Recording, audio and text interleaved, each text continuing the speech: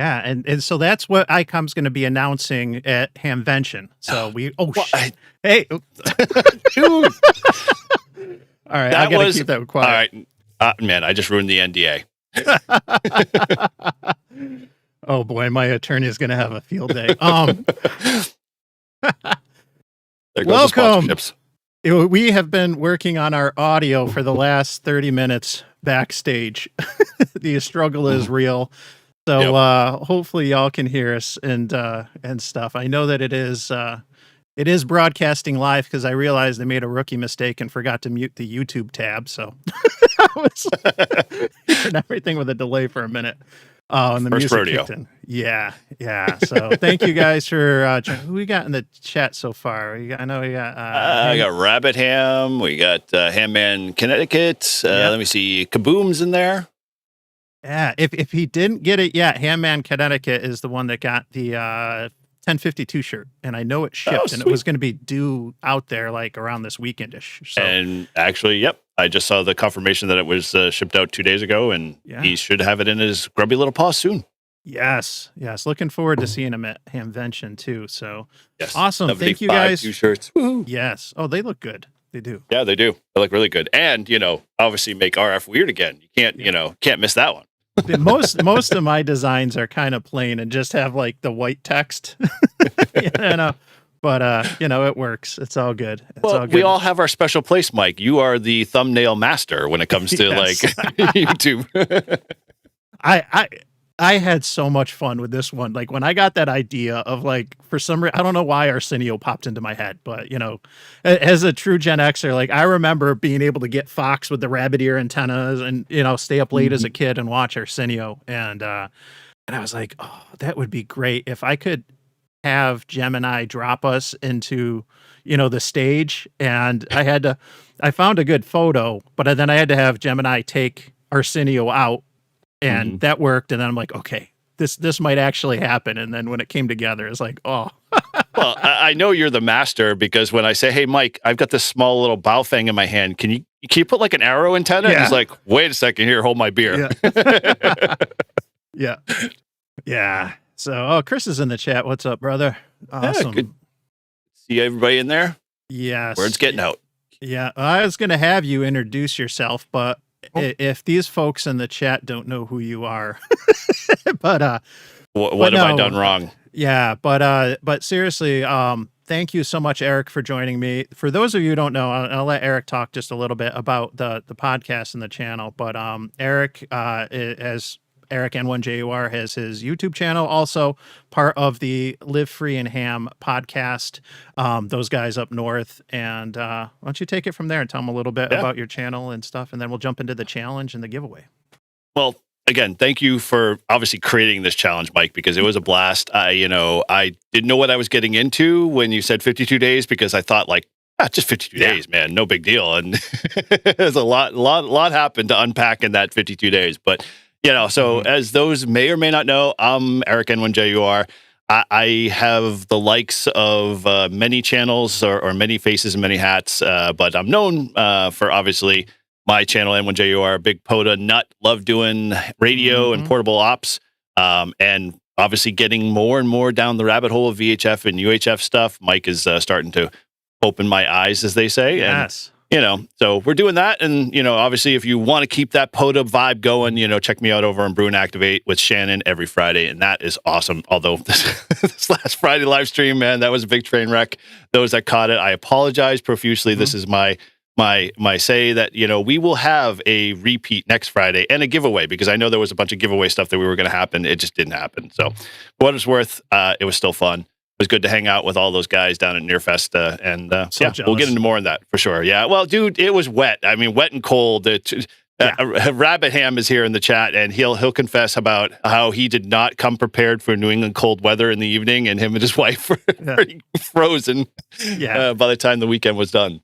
Yeah, we embrace Rabbit as one of us, up north, but the reality, he's from Maryland, and so he's from a little bit further south, and it's a lot different. He is. He did try Dunkin' Donuts coffee for the first time. I'll have to give him that, even though he kept saying this word "wah-wah," which I had never understood or can't quite comprehend. Joyzy has wah wah. What is it? Okay, that's where it kind of comes from. Yeah. They can't pronounce full words down there, from what I understand. Yeah. No, it's all good. I was gonna ask you, I maybe next year. I do want to get out to it. It'd be fun. Well, fall is supposed to be pretty good because we've got the good old POTA Power coming up in the fall. So if you can figure out how to finagle that, might be worth it. Yeah, yes, that's right. They do it in the fall and stuff. So twice a year. Yep. Yeah. Yep. Cold either night. So just bundle up, prepare, bring your parka. Yeah, my youngest son had his first soccer game. It was just a scrimmage this afternoon. So I did get to, and it was at US 653 I'm very blessed that he plays soccer in a POTA park and yes, and stuff. So I did activate right when they were warming up. But man, like it, and it was the sun was out part of it. Like when it was coming out from around the clouds, but like still, like I mean, it was like 40 degrees and just like all bundled up. Did you have the wind still too, or was that a little bit happening? Here and there? A little here and there. It wasn't horrible, but yeah. Wow, man. Well, I do remember those days sitting on a wooden bench or metal bench, preferably wooden. I found that I prefer my butt likes wood, not metal, because it conducts less or sucks less heat out of you. But oh, good either way. Yeah, Tim misses the donkeys. Yeah, he does. Yes, I had my POTA Runs on Duncan T-shirt on a couple of days, so definitely represent. Good stuff. Good stuff. Cool. So let's talk. All right, let me talk a little bit. What are we doing here, Mike? Yeah, what are we doing here? We're doing a giveaway, and you'll see the crawler down below throughout this, with some promo codes and all that good stuff. But let me talk about the genesis of the challenge. I'll kind of get into the giveaways and stuff too. I got this idea back in the fall, and I think it was Jason Ham Radio 2.0 that did a couple.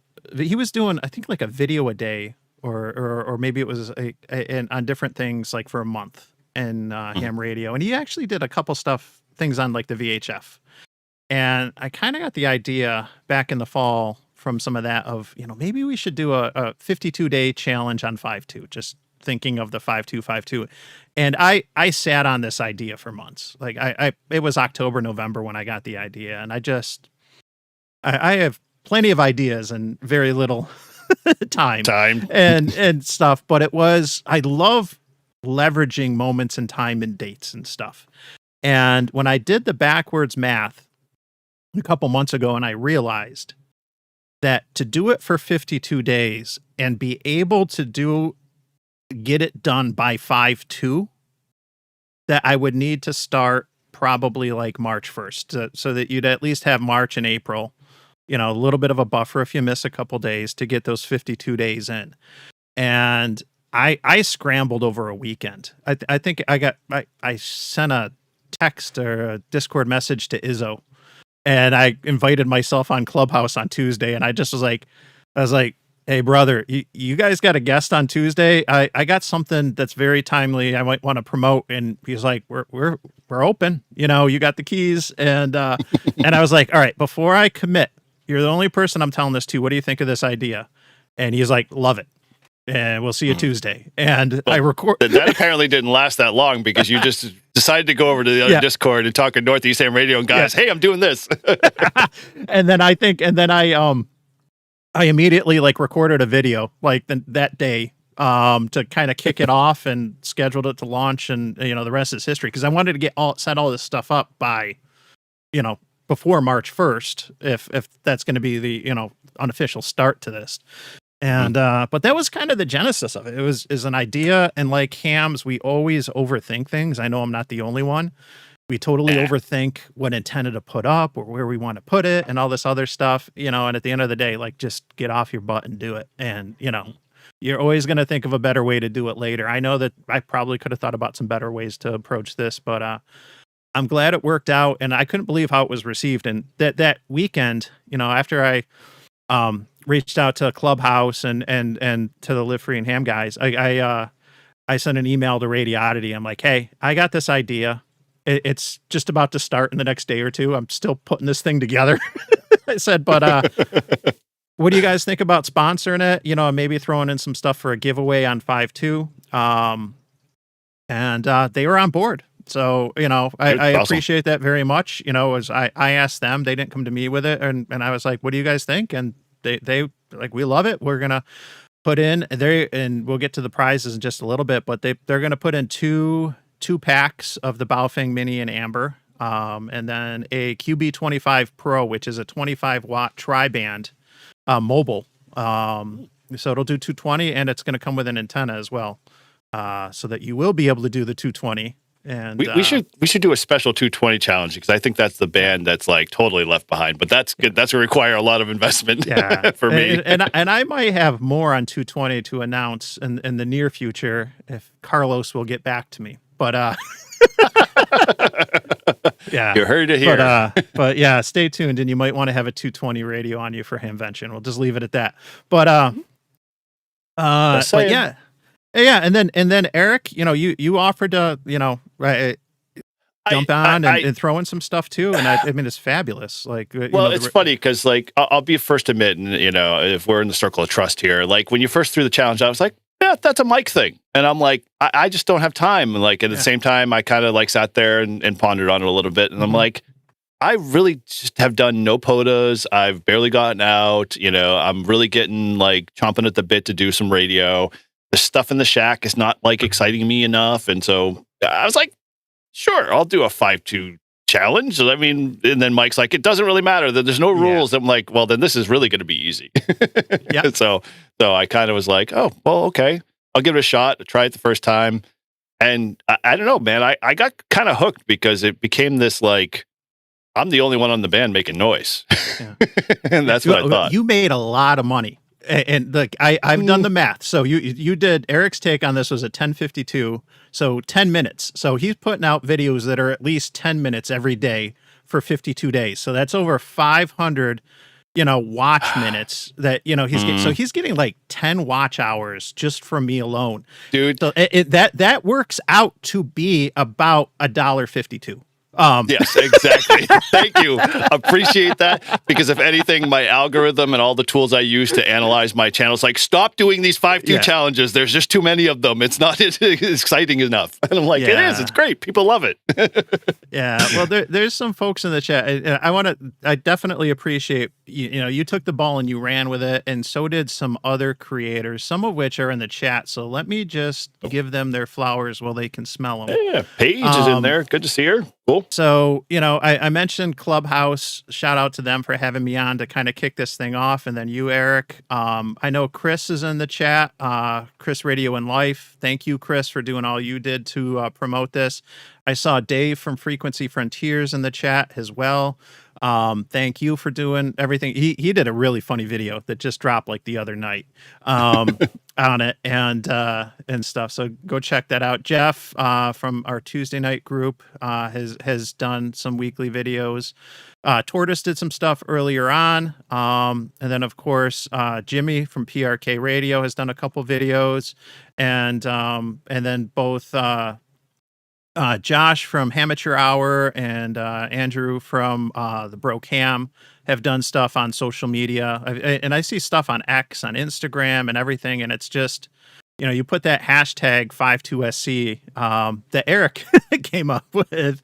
And we tried to abbreviate it. I'm like shocked, there's YLs on Instagram, Ingrid and then Aurora, who are like promoting it and doing regular, quick posts and stuff. And it's like, wow, this is like, I did not expect this. And stuff. And I can't say enough, like, not just how surprised, but like how appreciative I am, because, at the end of the day, I think I said it in the video, like trying to change habits and change perceptions and really make a difference and get more activity. And you'd be surprised, like how many people I would talk to. And the first thing was like, well, what contest is this? And I'm like, it's on a contest. It's just casual chat between us, no logging, nothing. What do you mean? And it's like, nobody talks anymore on the radio. Let's just have a conversation. How's it going? Kind of pass the back and forth. And, it took a long time to break that mentality. It's weird. Yeah. We talked about some of the prizes. And so let me pull up some of the giveaway rules. I wanted, we were kind of slow rolling this to let people start to fill in And so giveaway rules are pretty simple and straightforward and everything. First of all, you got to be here. So you got to be in the chat. That's the first. You know, in order to enter and participate. Now, Radioddity wants you to have a account with them. Okay, it doesn't mean that you got to purchase anything. So, you know, in the meantime, if you don't have an account with Radioddity, go set one up with an email. Use a dummy email, use your regular email, whatever. You just have to have an account with them because I'm going to hand off your email to them, and they're going to take care of fulfillment for their prizes. And so they'll ship direct to you. And that's a good thing because they're going to actually ship to a lot of countries. So it's not going to be restricted to just US. Now, Radioddity account. So that's number one. Number two, when we do the giveaways, we'll give you a keyword to put in the chat. That's real easy. Just drop it in there as it is on screen with the hashtag and all that good stuff. Winners, you're only going to win once. Okay. So once you win something, if your name comes up again, we're going to draw again. Okay. And stuff. Let's see what else we got. If you do win, email me, Mike, N2MAK@gmail within 24 hours. Okay. Like I want to get this kind of resolved over the weekend and hand stuff off to both Eric and Radioddity. So whether you're winning one of the prizes from me, one of the prizes from Eric, one of the prizes from Radioddity, send me an email, and we're going to want to verify too and stuff. You know, so I'll probably ask if you're a ham, if you got your license, drop your call sign in the chat when you win. I'll make a note of that, and then I'll be looking for that email from you, and you can let me know, you know, what email your account is with Radioddity, or you can let me know your shipping address for the shirt I'm going to send you, or all that other good stuff. So, Radioddity is going to handle fulfillment of their prizes. They're going to ship to the continental US, EU, UK, Canada, Australia, Mexico, and New Zealand. This is bizarre because Hawaii and Alaska are not included, but Australia and New Zealand are. It is what it is. Eric said he will ship anywhere, and I'll match that. So I know I did say that it's US only, but you know, for the shirts that I'm going to give away and things that he will, we'll get it to you and stuff. Yep. So that'll cover that. So Mike, N2MAK@gmail. I don't know about Guam, Tim. Like, something tells me that Radioddity is not gonna, because that's not the continental US and everything. But so, you know, they won't go to Puerto Rico, but they're gonna go to you know, Australia. It's like I don't get it, but it is what it is. So, yeah. But yeah, so that's that for the giveaway rules. I know we kind of touched on the prizes, and we'll go through some of them. You know, we'll go as they go, but let's get started with one of them now. And the first giveaway one that I'm going to do is going to be let me remove, I got to go back to the other scene, and then I'll add it in. So my merch shop is at leavenobandbehind.com. It's through Spreadshop, and coincidentally, everything is 25% off. I don't get control of these sales, but I got some new designs for Workband Wednesday, QRO, but I will give away a t-shirt, short sleeve t-shirt of your choice. There's lots of colors. There's the RF AFO design, QR Poppy, VHF one that I got, Leave No Band Behind. You know, basically pick a t-shirt and run with it. If you want to do the AM, if you want my logo, the check your SWR, you name it. So we're going to do, the first giveaway is going to be for a shirt from my merch store. And let's take that away, and let me get this set up. And here, go to the giveaway. So while you're doing that, I just wanted to kind of read out a couple of things, because there's been a lot of feedback from my channel, obviously from folks and whatnot, and I just wanted to share some of that. So I saw a page in the chat there, and I shared this on one of the 5.2 videos, but I figured I'd share it again. On day 15, she wrote, in the comments there. I made a great contact on 146.52 today. My mobile radio, rather than using an HT, really made the difference, which we stressed heavily when we talked about it, as we kind of went through the iterations and whatnot. And she also went to a high spot in the local park to see if that made the difference, but there wasn't any response then. So, that's the dedication that you got to kind of put towards this kind of thing. Is it should be the motivator and the driver, as I kind of felt and found that, as I was thinking and scheming and coming up with ways to come up with getting my, RF out there, that was the way to go. And so that was, I thought that was like very moving, because that just confirmed for me that, like, hey, I'm on the right path in doing, this 5.2 challenge. So it was pretty cool. So what do we got for keyword there, Mike? RFAFO. You can see it on the screen there. So this is going to be for the N2MAK shirt, winner's choice. So hashtag RFAFO, RF around and find out in the comments, and we'll pull a winner. Okay, it's working. It's doing its thing. We's a rolling. Yeah. No, and that was one of the key things when I talk about, like, wanting to change behaviors. That's one of those things where maybe you've been thinking about upgrading an antenna or a radio, and by doing this, you realize, yep. Like, I upgraded my mobile just a week or two ago, so I got a 50-watt mobile in there now. 20 watts was working just fine, but I now have the Radioddity DB50B permanently installed. So I got 50 watts with APRS, KISS TNC. Wow. I can do WinLink on the highway. Kids that are watching, please do not follow Mike's rules. Just do the opposite. Nah. But they'll send a WinLink. Yeah, but no, and I realize, 20 watts is good, and I'm running it like at medium power, so I think it's like 25 right now. I can, if I need the 50, I can do it. But no, that was one of the things I wanted to try to change is, for those people that maybe, have a compromise set up one way or another, encourage them to maybe make the leap to that next level and experiment or invest and try something new. So, yeah.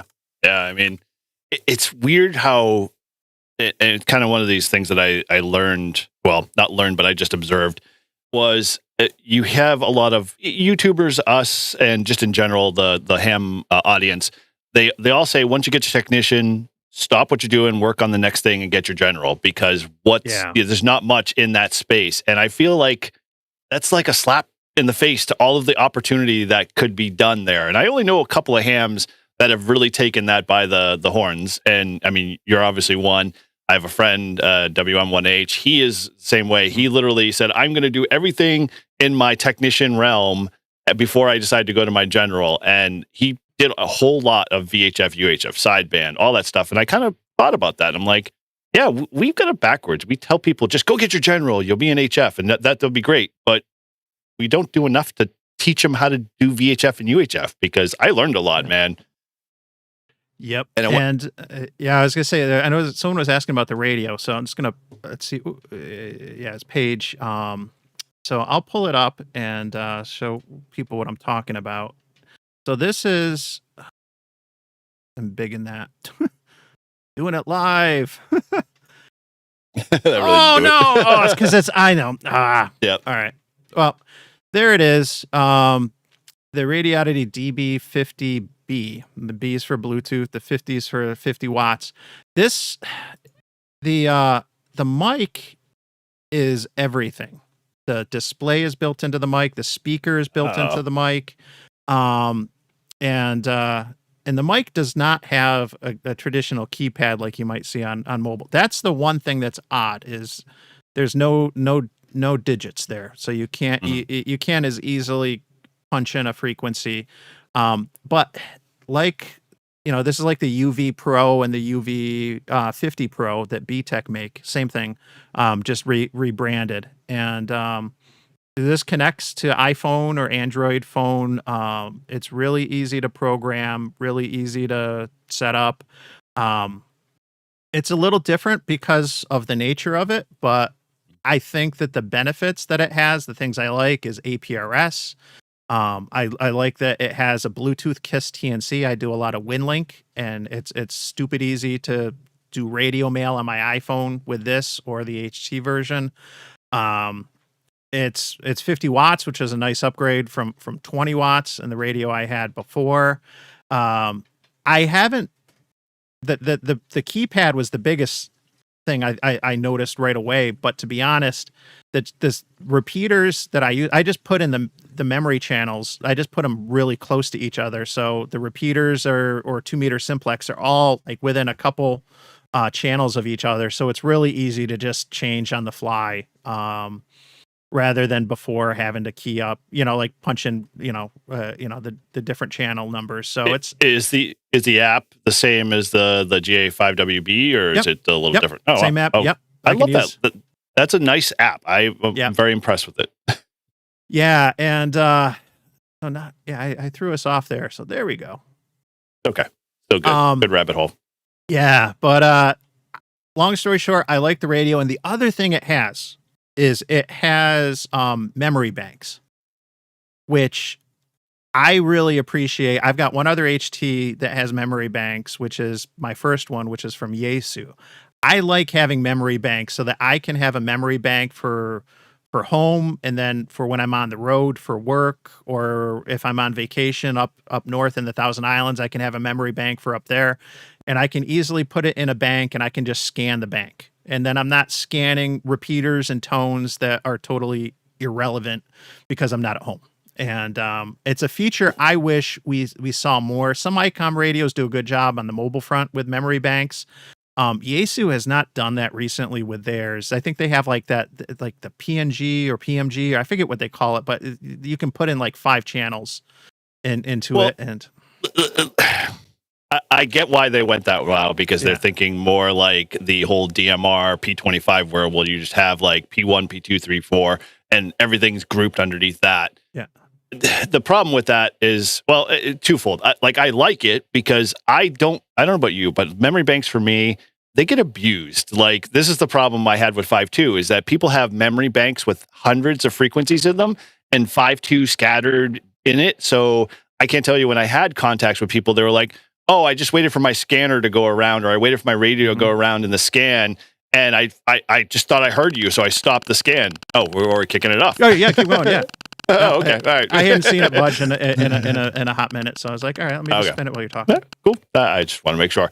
So I felt that like people who have scan banks, just like they just listen to everything, but it's background noise. And from a 5.2 perspective, for me, that like is kind of tough, because it's like, I spent 10 minutes, or I gave myself 10 minutes for the purposes of knowing that how many times do you like have 5.2 on the B channel or 5.2 on a scan bank, and your radio just keeps going around and around and stops on the same NOAA weather frequency, or some static on a repeater, or some PTT button that just kind of kerchunked a repeater. You miss out that 5.2 contact all the time. So I found like a lot of people that I got contacts with were like, when it was like down to the last 30 seconds of the 10-minute timer, because it took forever them to hear me. And it's like, that's all that said, is that I think those memory banks cause, more problems than they do, good for RF. Thank you, Michael, for being a member, and congrats to New Hampshire Ham. New Hampshire Ham, congrats.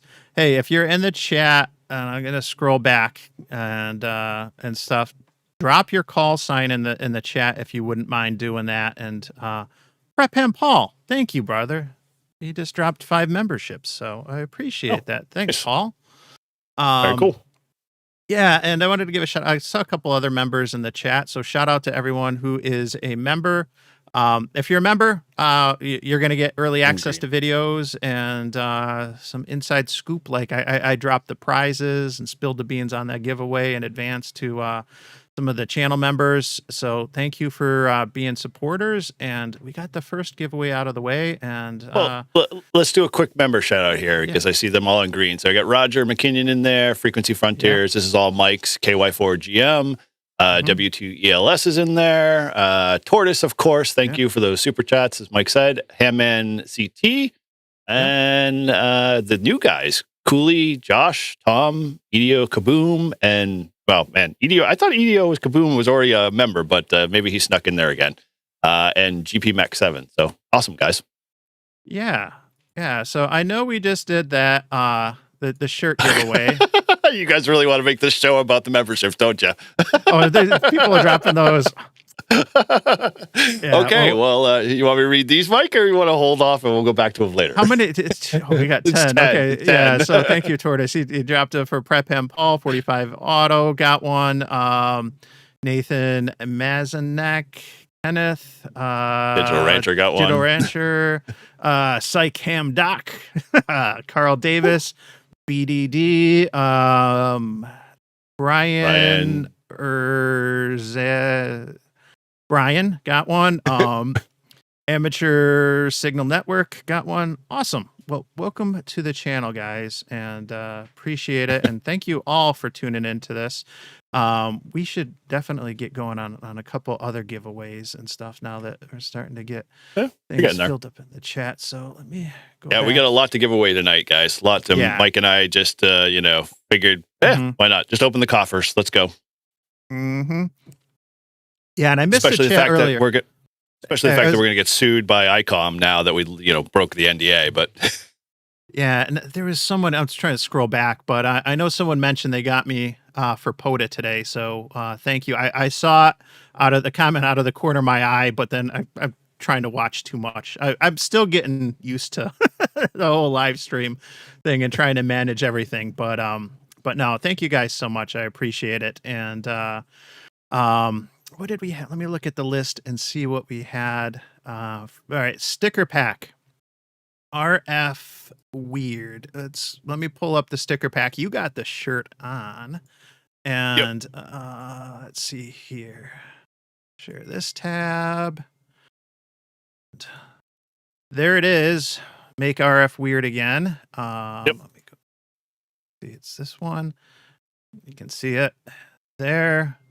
Looks good. I like it. Well over 60 over. It's got to be. Is it? You know what? It looks like it could be 69 over. I'm just gonna say, or maybe it's 6-7. I don't know. It's all open for interpretation. It's just all weird, Mike. Just go with it. All right. So this is a sticker pack, and let me see what keyword I had for that. Yep. And so in the sticker pack, guys, it's 5 stickers. Obviously, N1JUR stickers. It's got Brew and Activate in there. It's got a couple of Make FR Weird stickers as well. So you get a whole bunch in there for, great deal. Okay. Let me set up the giveaway real quick. I just got to change the... And I'll go back and look at the comments in just a second. But New Hampshire Ham, if you haven't yet, drop a call sign in the chat so that when you email me, I can easily verify that it is you. And then we can figure out the shirt and all that good stuff. But let me do giveaway.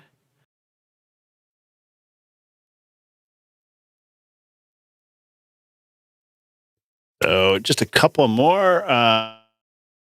I'll throw in comments here from a few folks while Mike's keying things up here.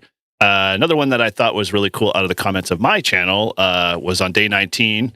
Actually, no, it was on day 1 from Rick, KC1YWT. He said, "Thanks, Eric. I'm a retired 61-year-old newbie, which is awesome. Received my tech license last month and will get on 5.2 in Western Mass to get some contacts and learn to use this new hobby of mine. He's only on an HT right now until he can get myself a mobile." Well, dude, we obviously pointed out one here really that might be worthwhile and fit in your budget. But HTs are still good as long as you get a little elevation and try a little harder. I think is one of the things I like to stress a lot with HTs. You have to put a little bit more effort and time, to make them work. So very cool. KC1SRW, New Hampshire Ham. All right. Thank you for dropping the call sign there. Gotcha. And, again, all the winners, Mike, N2MAK at Gmail, not K8MRD at iCloud.com. Nope. You want to email Mike, N2MAK at gmail.com. And then I'll get your info off to the appropriate prize distributor. But this is for the sticker pack. And yes, you said it correctly. Thank you, Mike. I appreciate it. Yes. Stick a pack. I might be from New York, but Still got a little mass in you. yeah. No problem.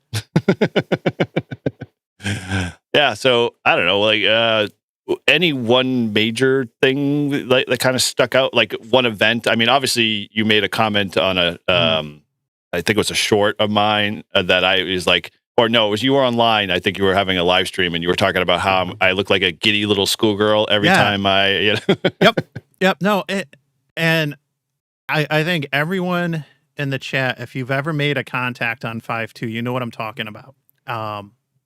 Because you don't expect it.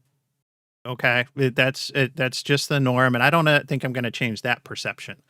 But that's one of the things that makes Simplex contacts on 2 meters so much fun is you don't know if someone is going to come back to you, and they might not. It is what it is. But when they do, and for those creators like you, Eric, myself, and so many others, when they get that contact, you just see like the face change, like you see that smile, like, oh my gosh, this is working. This is actually working. Someone's coming back to me.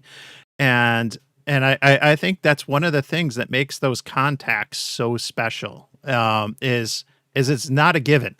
I knew that even though I had about 30 minutes to do POTA before my son's soccer game today, I knew that I could easily activate. Like, I knew the band conditions weren't, down in the dump like they were not too long ago. Like, I knew that I could easily activate and, no pressure. I know that as soon as I say CQ POTA, eventually people are going to come back, and I wasn't pressured. So I started out 12 meters and then I did 20 for a little bit because 12 was borderline, although I did get grease, which was cool. But then, 20 sort of died up and I had a few more minutes. I'm like, screw it. Like, I'm already activated. I'm going on 6 meters, like, let's just, try that. But when you get those contacts, on a band like 6 or 2 meters, like, you're not expecting that. And so that's what makes it fun and stuff. And it's nice to genuinely see the surprise in people's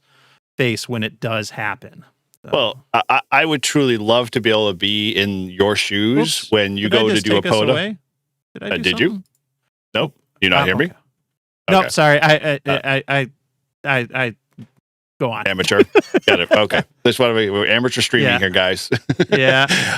I was going to say, being in your shoes and being able to go to a POTA park and fire up just a small, 2 meter setup and make 43 contacts on 2 meters, it blows my mind at the same time. But because I know I could never do that around here unless I was on like Mount Washington and had like a 11 element, Yagi with me and, 1500 watts or something. But that was quite amazing for sure. I think, when you walked away from that, you were even surprised with 43. Yep. No. There you go. Let's see. Stick a pack. Rabbit. Cool. N3 SMD. Sweet. I will get that out to you, Rabbit. But congratulations. Too bad you didn't know the other day. I was going to say, right, exactly. I could have given it to him this weekend. Now I have an excuse to drive down to Maryland, I guess. Yeah. All right. Since I'm here, I'm going to get the next giveaway set up right away too. Back to chat. So the next giveaway, we're getting into the radios. So we're gonna do the Baofeng Mini, and this is gonna be an Amber 2-pack. And so let me get the keyword set up for that here. Yeah. So a few other things here I got. I just want to kind of give you some stats because I thought these were interesting on my channel. How things kind of played out with all of the 52 days from a stats perspective. One of the things I learned very much, the 5.2 Simplex channels for me proved one big thing is that 146.52 is not dead. Like I can't tell you how many people would be like, oh, the band, 146 is dead, dead. It's not. You just have to kind of give it time, and you got to call with confidence and gusto. And like we'll share some videos later that from some of the clips there, if you didn't catch them, of just the fun and banter that you can have on 5.2. You don't have to all be serious, which is I think one of the things that we kind of lose in the translation because it's just a Simplex frequency. And I know growing up as a kid, it was always the emergency channel. Do not like talk on it. Do not waste any time. Get off, if you're on there for more than, X number of seconds. And I always was like, why? Like, I don't get it. And at the time, it was a frequency specific, channel for, in our area where, we used to have signs on the highway posted that said 14652 if you got an emergency, and, the police dispatch would answer, calls on 52 Simplex and stuff. And so I would get that. But like now, it is quiet as a church mouse, and it's even funnier now that I've been doing it for so long. People are like, you still doing it? I'm like, yeah, I do it every once in a while. I'm not as, consistent. But at the same time, I'm like, dude, you can go do it. Yeah. I mean, you can make the noise. Don't be the monitor, Yep. Yell, scream, say hello. Yeah, no. I totally agree. And that's the only thing that I've heard from some folks, and I don't want to say it's negative, but some people just have their opinion. They kind of look at it as, okay, this is Marine 16 or whatever. It's not. The Coast Guard's not monitoring and everything. And I think it comes down to etiquette. So, and I did a live stream, POTA on 5.2, and I took breaks and I paused. And it wasn't kind of like the typical POTA pileup. There was still a lot of people, and I got like 20, 30 something contacts. I think it was great, in an hour, but I would take breaks after each one. And then I would say, hey, I'm going to take a short pause here if there's any priority or emergency traffic. And it just comes down to etiquette. And I think a lot of us even do the same thing on repeaters. You might not say it, but you'll kind of leave a break and just see if anyone else wants to jump in, from time to time and stuff. But when I'm on my commute into work, which is only like a 10 to 15 minute drive, and I got my regulars, you got your regulars that you get on 5.2. I'm only going to chat for like, just a couple minutes, and there's breaks in between, and, I'm not tying it up. I don't look at it that way. And, when I did the POTA, I promoted that in advance, a couple days, and I let, the clubs know and other folks know. And it's something I've done a few years.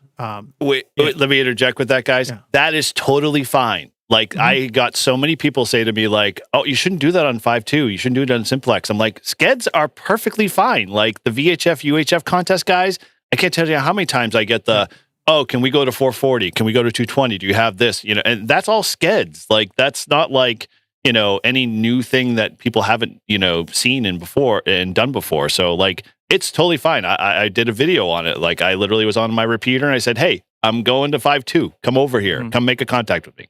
And it worked out great. Yep. I'm going to look and see. I'm going to go into the giveaway quick and let's see how. Go into the prize vault. We got 23. I'll give it just another hot second. So this is for, again, this is a 2-pack for the, see if this will show. There it is. The little amber guy. It's still got the screen protector on too. You can go the night version. I prefer the night version. Yeah. But, so you can't find it. But does yours do this when you turn it on? And I'll have a video on this. Let's see if the camera will catch it. Oh, actually, I'll wait till after. I can embiggen myself. Okay. But no one else is entering, so let's kick it off. Let's go.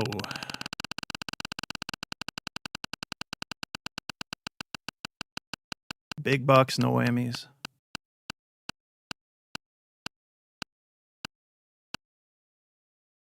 Chris, congratulations, cool. Brother. Awesome. Dude, nice. Yes. Very cool. Another HT. Woohoo. You never have enough, I guess. Or you just need bigger shelf, I think is what it boils down to, right? Yeah. Yeah, so, and if you don't want it, Chris, now you got something you can give away. I think you were just talking about that. We were just talking about that in Discord and stuff. And shout out to Chris's channel too. And Chris Radio on Life. Yep, he did a lot to promote it. So congratulations, Chris. Very cool. Let me switch here so I can embiggen. So again, and we're gonna give away another 2-pack of these. But yeah, let me show you what I got going on here. And they call these the orange version? Is that what they call them? Amber. Okay, because it looks more caramel, kind of like, like I kind of get hungry looking at them. And I got, for comparison, so I do have the new 25th Like once Oh, you I like see the them color side way by better. side, you can see that this has been barrel aged for at least 8 years, and Oh, way better. versus the orange one. But I'm gonna do a video, just a short one in the next week that'll show So, how I did this. But were you one of the few that got the the 25th anniversary edition, or did you have to shell out for it? I paid for it. I did. Oh, okay. Yeah. Now, and I've seen that everyone, like all the videos coming out. I unboxed it on the what was it? The happy hour. I got it when we did our happy hour last month, that day. And so Oh, I literally okay. unboxed it, on the stream. But here we go. All right, Okay. ready? Let's see if this works. Take the screen protector off, Mike. That's awesome. Did you see that? I'll do it Yeah, I again. saw that. That's sweet. Nice.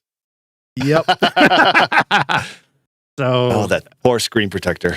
yeah, it'll come off in the video when I do it. So yeah, but Okay, I'll so do a quick is this video a of the sec- show. Is this a secret of how to do that? No, I think if you search the Googles and the YouTubes, the AIs will tell you how. You just need to Okay. get the Windows based programming app from like Radioddity and go about it that way. But I'll mention, like, what's odd is I've tried. It won't do it on the GMRS versions of the Mini. And so there's definitely something going on the inside, and they start up a little different. But yeah. But anyway, it was fun. I toyed with the logo, but I like that the RF around and find out a little bit better. That is cool. That's nice. Now you got me thinking. I'm gonna have to rebrand mine either N1JUR or Brew and Activate. That'd be kind of cool. Yeah. See, the things that we cover on the giveaway here. See, those are the features hams want. I know. Yeah. But I'm going to combine it. I'll do a video that's going to show how to do it. And then for those watching, I got 100 of the RF around and find out stickers that I'm going to be bringing to Hamvention with me. So I'll be handing those out this year. Last year was a $20 is $20 ones. I have 2 of those left, and they will be sent for archive purposes to Washington D.C. the National Library or whatever. Library Congress. Yep. Yeah, Library of Congress. That's what I was looking for. The maple is starting to kick in. Next up, we got to do one of your shirts. Okay. And so let me go back. So are we doing the 5.2 or are we doing the RF is weird one? I can't remember which one I told you. You said that you were going to do 2 sticker packs and Okay. then 2 1052s, but Okay. but Sounds it's up like a to plan. you. It's your shirt. No, we can do the 5.2 shirts because the RF RF weird ones just came out. So yeah, I've got those in plentiful supply. Bricker wants to know what I'm drinking. He knows what I'm drinking. It's damn green screen. It's the knob. Bob. The Knob Creek maple. It's what moved him to remove his screen protector from his 5WB. Okay, guys. So this is for the 5.2 t-shirt. So I know Paige has got a couple and a few others if I can get it here in the view. I'm not blocking my mic. So this is a really, really great t-shirt. I love it. I have 2 of them because, if I spill one, I can wear the other one. But it is one up for the giveaway. I don't know what you use for the keyword there, Mike. I'm gonna get it in there in just a second. Let me go. Oh wait, I wanted to wait till you finish showing before I change scenes. Let me go back to the giveaway. Go into the layers. Go in there. What's a 7300?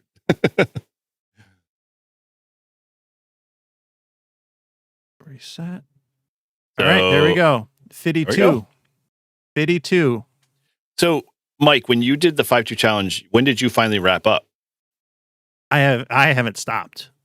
Oh, I have not stopped. I apologize. And, no, and I think one of my locals, Mike, is in the chat, and I pinned his comment on the video. He's like, the 5.2 challenge never ends. I started a couple days before. I think maybe earlier in the week before it kicked off, I had just been doing it, and it's kind of like with the dog food testing, you eat your dog food, and you test it. But I haven't stopped. I mean, today, and I don't know if that's because it's 5.2. It's National Simplex Day and whatnot. But I get to the park, and there were already 2 people talking on 5.2.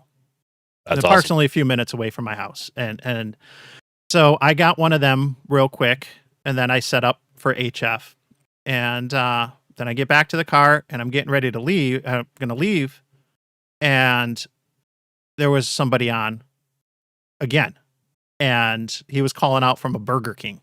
He was kind of waiting, I think, on his wife or something.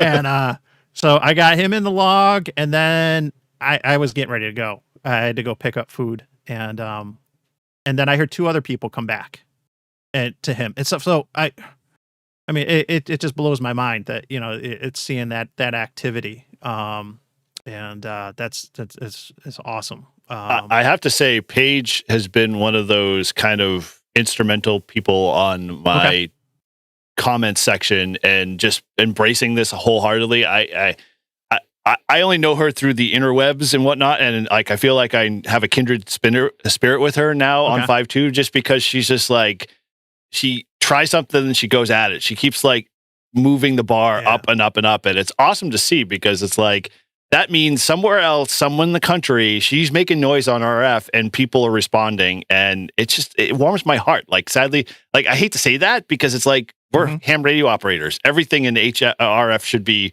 exciting, but when we have to reinvigorate stuff like this, I don't know. I'm kind of tossed, because we should be using it, but at the same time, it's good that we're renewing it and kind of bring it back to the foreground. And a lot of people just have been pretty receptive, at least on my end, with, hey, this is great. I like this idea. This is fun. I'm going to go off and try it. And, even after I've stopped, I've encouraged other people to continue on. Like, I have a story of a kid real quick that's on our local repeater. He's a pretty big staple. He's there all the time, always on the repeater, chatting, so forth and so on. And everyone knows him. It's Anthony, KC1REK. And he literally, he's like, I go on walks all the time, but like, I call him 5.2 once and nobody responds. I'm like, well, wait a minute. How many times do you actually call? He's like, I call once and I say I'm monitoring. I'm like, well, there's the nail in the coffin right there. When you say you're monitoring, you're really saying, I don't want to talk to anybody. Yeah. I just want to like put my call sign out there. And I'm like, try this. And I kind of gave him some suggestions. And like, he came back to me and he was like, yeah, I'm doing it. It's awesome. This is great. Like, people are kind of responding to me, and like, I'm talking on my repeater and saying, hey, I'm going over to 5.2. And so he's getting invigorated, which, makes me excited, because, then I'll be like, oh, next time I'm on the road, I'm going to call on 5.2 again, see what happens. Mm-hmm. Yep. Yeah. And when I call out on 5.2, I do long CQ calls, and I have to, and in the CQ call, I'll say my call sign like at least 3 times. And it's just like I feel like it's got to be longer, drawn out, and I'll say, oh, mobile in Henrietta on 390, and or wherever I am, and I kind of include that stuff just to draw it out. But then I have to repeat that at least twice. Like, I'll call out for a minute, wait, and I always have to do it again. Like, if I feel like if I'm not going to do it again, then what's the use of doing it? Yeah, I mean, Paige has kind of got the point here. Like, CQ makes the big difference in all of this. It says to somebody, hey, I'm looking for a contact with you, so respond back, versus just be like, N1JUR monitoring on 5.2. Anybody out there? It kind of, you have to have a confidence in your voice when you're communicating this. And Mike, you're dead on with, treat it like you're calling CQ on HF, because it should be that way. Like, I don't know why people think everybody's on 5.2 and they only have one radio dedicated in their shack, or they have one channel dedicated on their mobile in their car for 5.2 all the time. Yeah. It's not like that. People they're everywhere and anywhere on any frequency, so they're not always listening. So yeah, be the RF noise. Yep. I'm pulling the trigger. We got 23 participants. It ain't moved in a minute. So. How we in 3 prizes in or 4 prizes in? Math is hard. So this is the 4th one. Oh, okay. So we're winner is Nathan Craig. Nathan Craigie. 4108. Nathan, congratulations, sir. Make sure you send your real call sign to Mike and to mak@gmail.com. Yep. And so that's pull the shirt up one more time. So there it is. I think you got There some it is. different colors for it too. But Yep. Yeah, you can get it more. This is upside down. Sacrilege if it's upside down, but yeah. So this is in. So yeah, it is. It comes in many colors, so you don't have to only get black, even though black is cool. yeah. So As we're doing that, I'm gonna do. I was gonna do this since we're speaking of shirts. I'm gonna set up real quick in the chat, and I'm still learning how to do this stuff, but what do I you will need help do with? a super chat goal for another free Oh, N2MA t-shirt giveaway. cool. Just gotta. I can't. So I'm Irish. I can't talk and type at the same time. I'll step in and help you get. So in all of I went through, as Mike and I were kind of preparing for this, I kind of went through all of my 52 videos that was a long time. After I got to the 30th video, again, watching it through, I was trying to come up with some good points. And so I leaned on AI a little bit in Perplexity computer because it runs most of my life now at this point. And so I used its help and leveraging some of the stuff, and it came out actually some stuff that I was looking to pull out anyway. And I found I put together 15 key points, and I'm not going to go through all of them because we've already touched on some of them. But I think some of the things that we definitely need to as hams understand is I call it let's let the contact bake. And Mike kind of alluded to this already. It's Simplex isn't always instant, which sadly, our cell phones mess us up so badly because we even do this on repeaters. We'll put our call out the repeater, N1JUR listening, or mobile or whatever, and then we expect that to be recycled through the repeater over and over again. So by the time the next ham turns on his radio, he's already got a list of the 5 people that are waiting for a conversation. But it's not like that. We don't have that luxury of sending a text message and hoping Mike reads it and I see that it's been delivered to him, kind of thing. So we have to treat Simplex the same way. When you throw out a call, play it for the long game. Play marathon. Don't play sprint, because you'll find that if you keep going, that when you get to that 10th minute, all of a sudden the floodgates open and people are just oh, I heard you calling. And it's why did it take so long? And I learned very quickly, the ramp up time is long for VHF and UHF because it just takes people to get up to speed and in play. And for what it's worth, it will help you in the long run. It'll at least encourage you, I think, because it encouraged me when I was oh, I know when I get to the 9-minute mark, I'm going to hopefully get one person, because if I don't, then my radio's not connected or I'm doing something wrong. But I would always, you'd watch the videos. 9 minute, 30 seconds, all of a sudden I get 4 contacts or 2 contacts, and it was it was almost comical. Yeah, I'm gonna say this. It's kind of, I haven't really said it out loud before, but I'm curious what your reaction is going to be. But I think one of the biggest obstacles that hams have had with this is that oh, thank you, Andy. Thank you, Andy. It. I think there's a fear of failure that gets in the way. They think 5-2 is dead. It's a losing effort. I don't want to lose. I don't want to throw my call out or whatever. And I had time at the end of my activation. I could have stayed on 20, but I was like, you know what? I got 10, 15 more minutes. I've already activated. I got 20 something contacts. Let me see if 6 is open.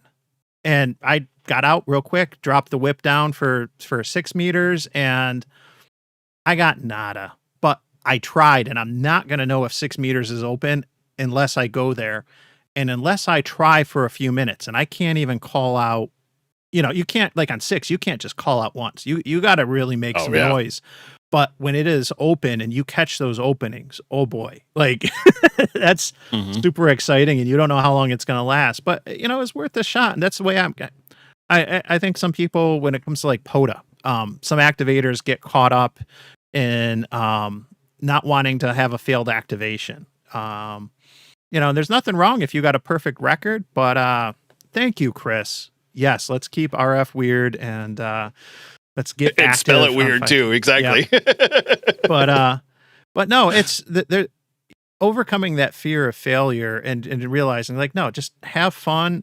Failure can be a good learning experience. And stuff. But just because you come up empty doesn't mean, you failed. You Failed, tried, exactly. you made some noise, and it might not be on your end. So Here we go, Country Mike. James. They're already punching your goal in the face and moving Yes, on. Thank you.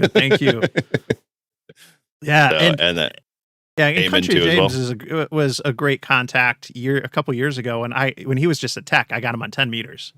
And we were talking about him studying for his upgrade and everything, and then we noticed each other in a chat for, I don't know, one of the live streams like later that night, and I was like, hey, we just talked, and stuff, and he's great, and it was good to see him down in Texas. Brickerhouse has got a comment here I kind of want to right. elaborate, expand on. He says, or it could be, I can't explain my internal anxiety. I don't know whether he has some or what, but let me give it to you this way. And so I had done, I can't remember what day it was, but I was in the middle of the woods on my HT, and I felt like I was never going to make a contact whatsoever.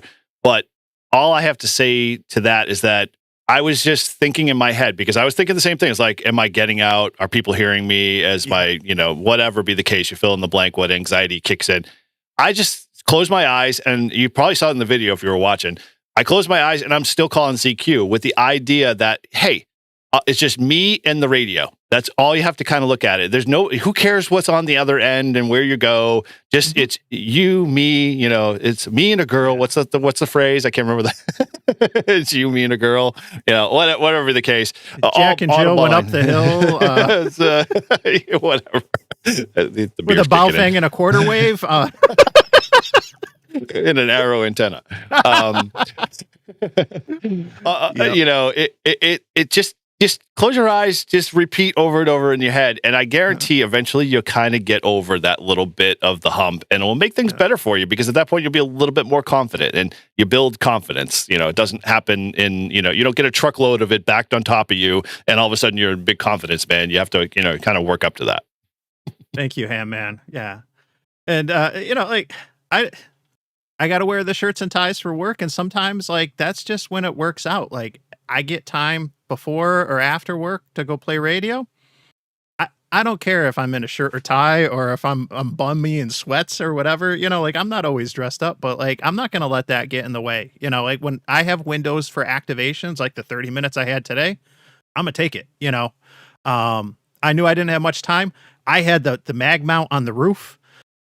The radio plugged into the battery box, everything ready to go except for the whip on, before we pulled out of the driveway, because I'm like, hey, I want to be ready to go. But when I can play, I'm a play. And, yeah, Jimmy, chat's moving quick. I tried to click on his, and then that's stressed Ham. Yeah, he is. I can't beat that. I mean, obviously, like when he created the thumbnail, guys, like I was like, wow, I actually look pretty good in a gray suit, and I never thought gray would be good on me.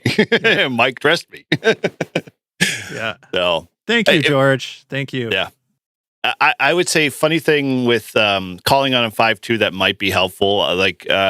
You guys may have seen my videos on my channel about Tiles on the Air and that whole program. They've got a 5.2 component. Well, they've got basically a component on it that no matter where you are in a grid, you can call on 5.2, you can call on a repeater, whatever be the case. They're giving you the opportunity to kind of exercise your voice muscles and your RF muscles. So if you're looking for ways to kind of hang your hat on something versus just standing there and calling on, CQ on 5.2, well, try Tiles. It might give you that little bump that you need to make something, a little bit more, daring, like calling just CQ. I got to look into that, and it's definitely piqued my interest, because Kevin, K0KLB, QRP Kevin out in Iowa, did the QRP QSO party recently.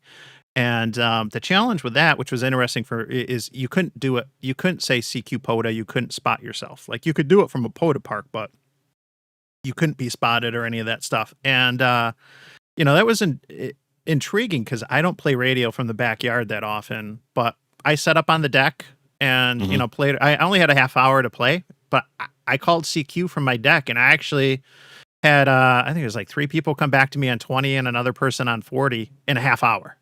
That's with 10 watts. Like, and I'm not saying CQ POTA, soda, or nothing, you know, and none of them were like, oh, I watch your videos. It wasn't the call sign because of YouTube or any of that other magic, your voodoo or whatever. Like, it was just people spinning the dial and coming back. But no, that intrigued me because you can't always get out to the park. There's times where I might just want to call CQ from the backyard or something, and that'd be a neat option. And like you said, it fills in the gaps. I've got a couple very large parks in New York, like the Adirondack Park and the Erie Canalway National Heritage Corridor, which encompass multiple counties and municipalities.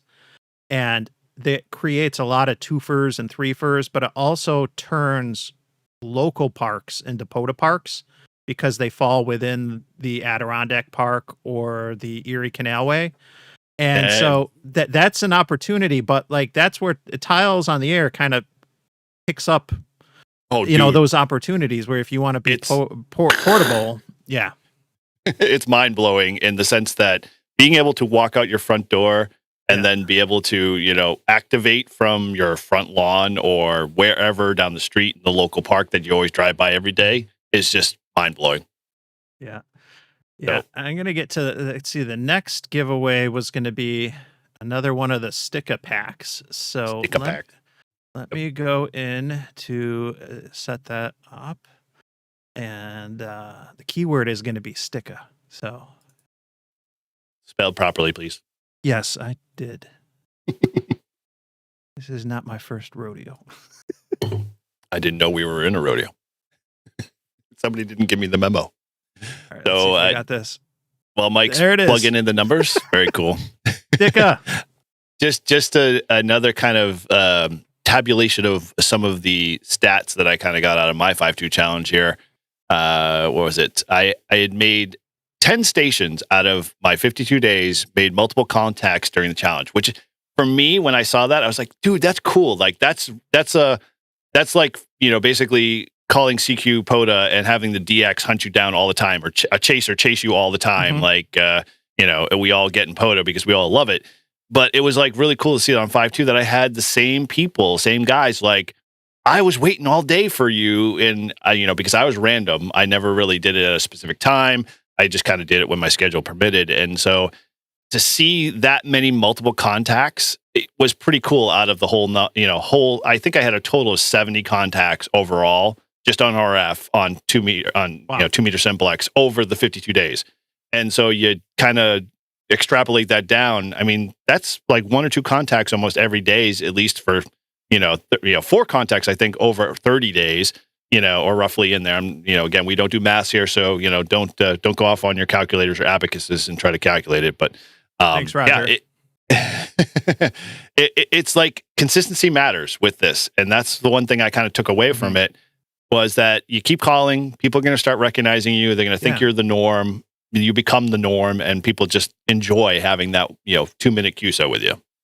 Yeah, one of my local regulars, Jay WA2SPT, he jokingly refers to me as like the weather and the traffic report in the morning on my commute into work. And he 10 minutes. knows I'm going to be there, and he's like, okay, how's I-390 looking? It's. So, yeah. I work from home, but yeah, that works. Yeah. All right. Let's see here. Let me see how we're doing in this giveaway. We're at 24 now. I see if this moves in the next minute. Otherwise, I will jump on it. So, one other quick stat was I have one good. There's a kid. Well, I call kid because he's younger than me, but he's 20. Chris is his and his call sign's KC1WXP. He's a blind ham in our club. Okay. A phenomenal kid, really crackerjack when it comes to computers and just getting on the air. And, he's been studying for his general and so forth and so on, but he would wait. Like he literally had a dedicated radio in his shack on 5-2 waiting for me to call. And it was always a consistent, hey, Chris, how's it going? And he'd always have some, kind of tidbit. It was kind of funny. Like you said, you get the commute ride in terms of the weather. Chris would give me, hey, I went to this restaurant, and he'd give the restaurant name out, and then he'd be like, you should all check this out. And he's like, I'm promoting this restaurant online. And, so he was kind of giving this foodie, approach. And if he wasn't talking food, he was talking about where he was traveling. And so it was always, something interesting, to kind of keep the conversation going. But, that's what I loved about Chris, because I had 6 contacts with him. So every one of those contacts was always something, special. I could always take away from it. So it was pretty cool.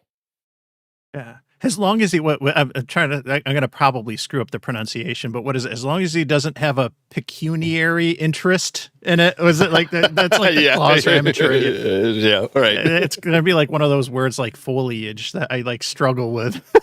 You got it that time. You're good. Pecuniary interest. Yeah.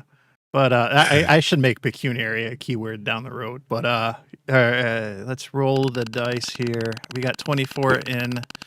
And we have one ham here in the area that everybody's made contact with because he only talks on 5.2. Maybe the call sign might sound familiar. AF1T. Dale's his name. He's got a phenomenal station up on the hill kind of here. And congratulations, Pepe. Nice job. Very cool. Yeah, send it to Mike and Tommy. Yep, and you said that you're gonna ship abroad. Yep. So abroad. Yep. There we go. That was a sticker pack, so that should be easy enough. Yeah. Pepe's got the call. So, yeah, Mike, N2MAK@gmail. Shoot me an email, and I'll get everything to Eric. And awesome. Cool. Awesome. Yeah. So, Dale, back to my story real quick. He's a staple on 5.2. Everybody knows him. Yeah. But for whatever reason, like through my whole entire 52 days, I never made a single contact with him until the last 3 days. And I had asked him blatantly, I'm like, I expected to make contact with you every day because you're always there on 5.2 and you're always talking to somebody. He's like, oh, I had radio problems for like the first 30 days and I was trying to figure it out. And so I would ask people and they're like, well, I don't know where Dale is. He's usually on the radio. He's that active on 5.2 around here that you just be surprised that you want to go do a wellness check because you never know, is he okay? He's not on the radio kind of thing because he's on that much. And when we had that conversation, I think it was like day 40 or whatever. I was like, I've been waiting for this contact because you were my first contact when I got back in the hobby. And, now I get, to follow back up with you. And so, it's kind of ironic to see that, even the guys who are VHF, UHF focused, they have radio problems too. Yeah. Yeah. Yeah. So next up on the list, I want to chat about this before I dive into the giveaway. So I'm going to put it on the screen. So we're going to do another giveaway next for the 2-pack of the Amber Baofeng Minis. And there's something I got to say about these that was a big surprise. And it surprised me too that my video did not get a lot of action. But it's one of the things as a creator, I'll say, like, there's sometimes like I think a video is not going to go anywhere and it takes off. And it surprises. And there's other times, and I made a video on these, and I'm like, oh, this is going to do really good. Nope. Not that it did horrible. But no. But here's one of the sleeper things about these radios. The battery life on them is way better. And I think the stats, you'd have to watch my video, are like 40% better than on the typical Baofeng battery. Now, the 25th anniversary does have the USB-C.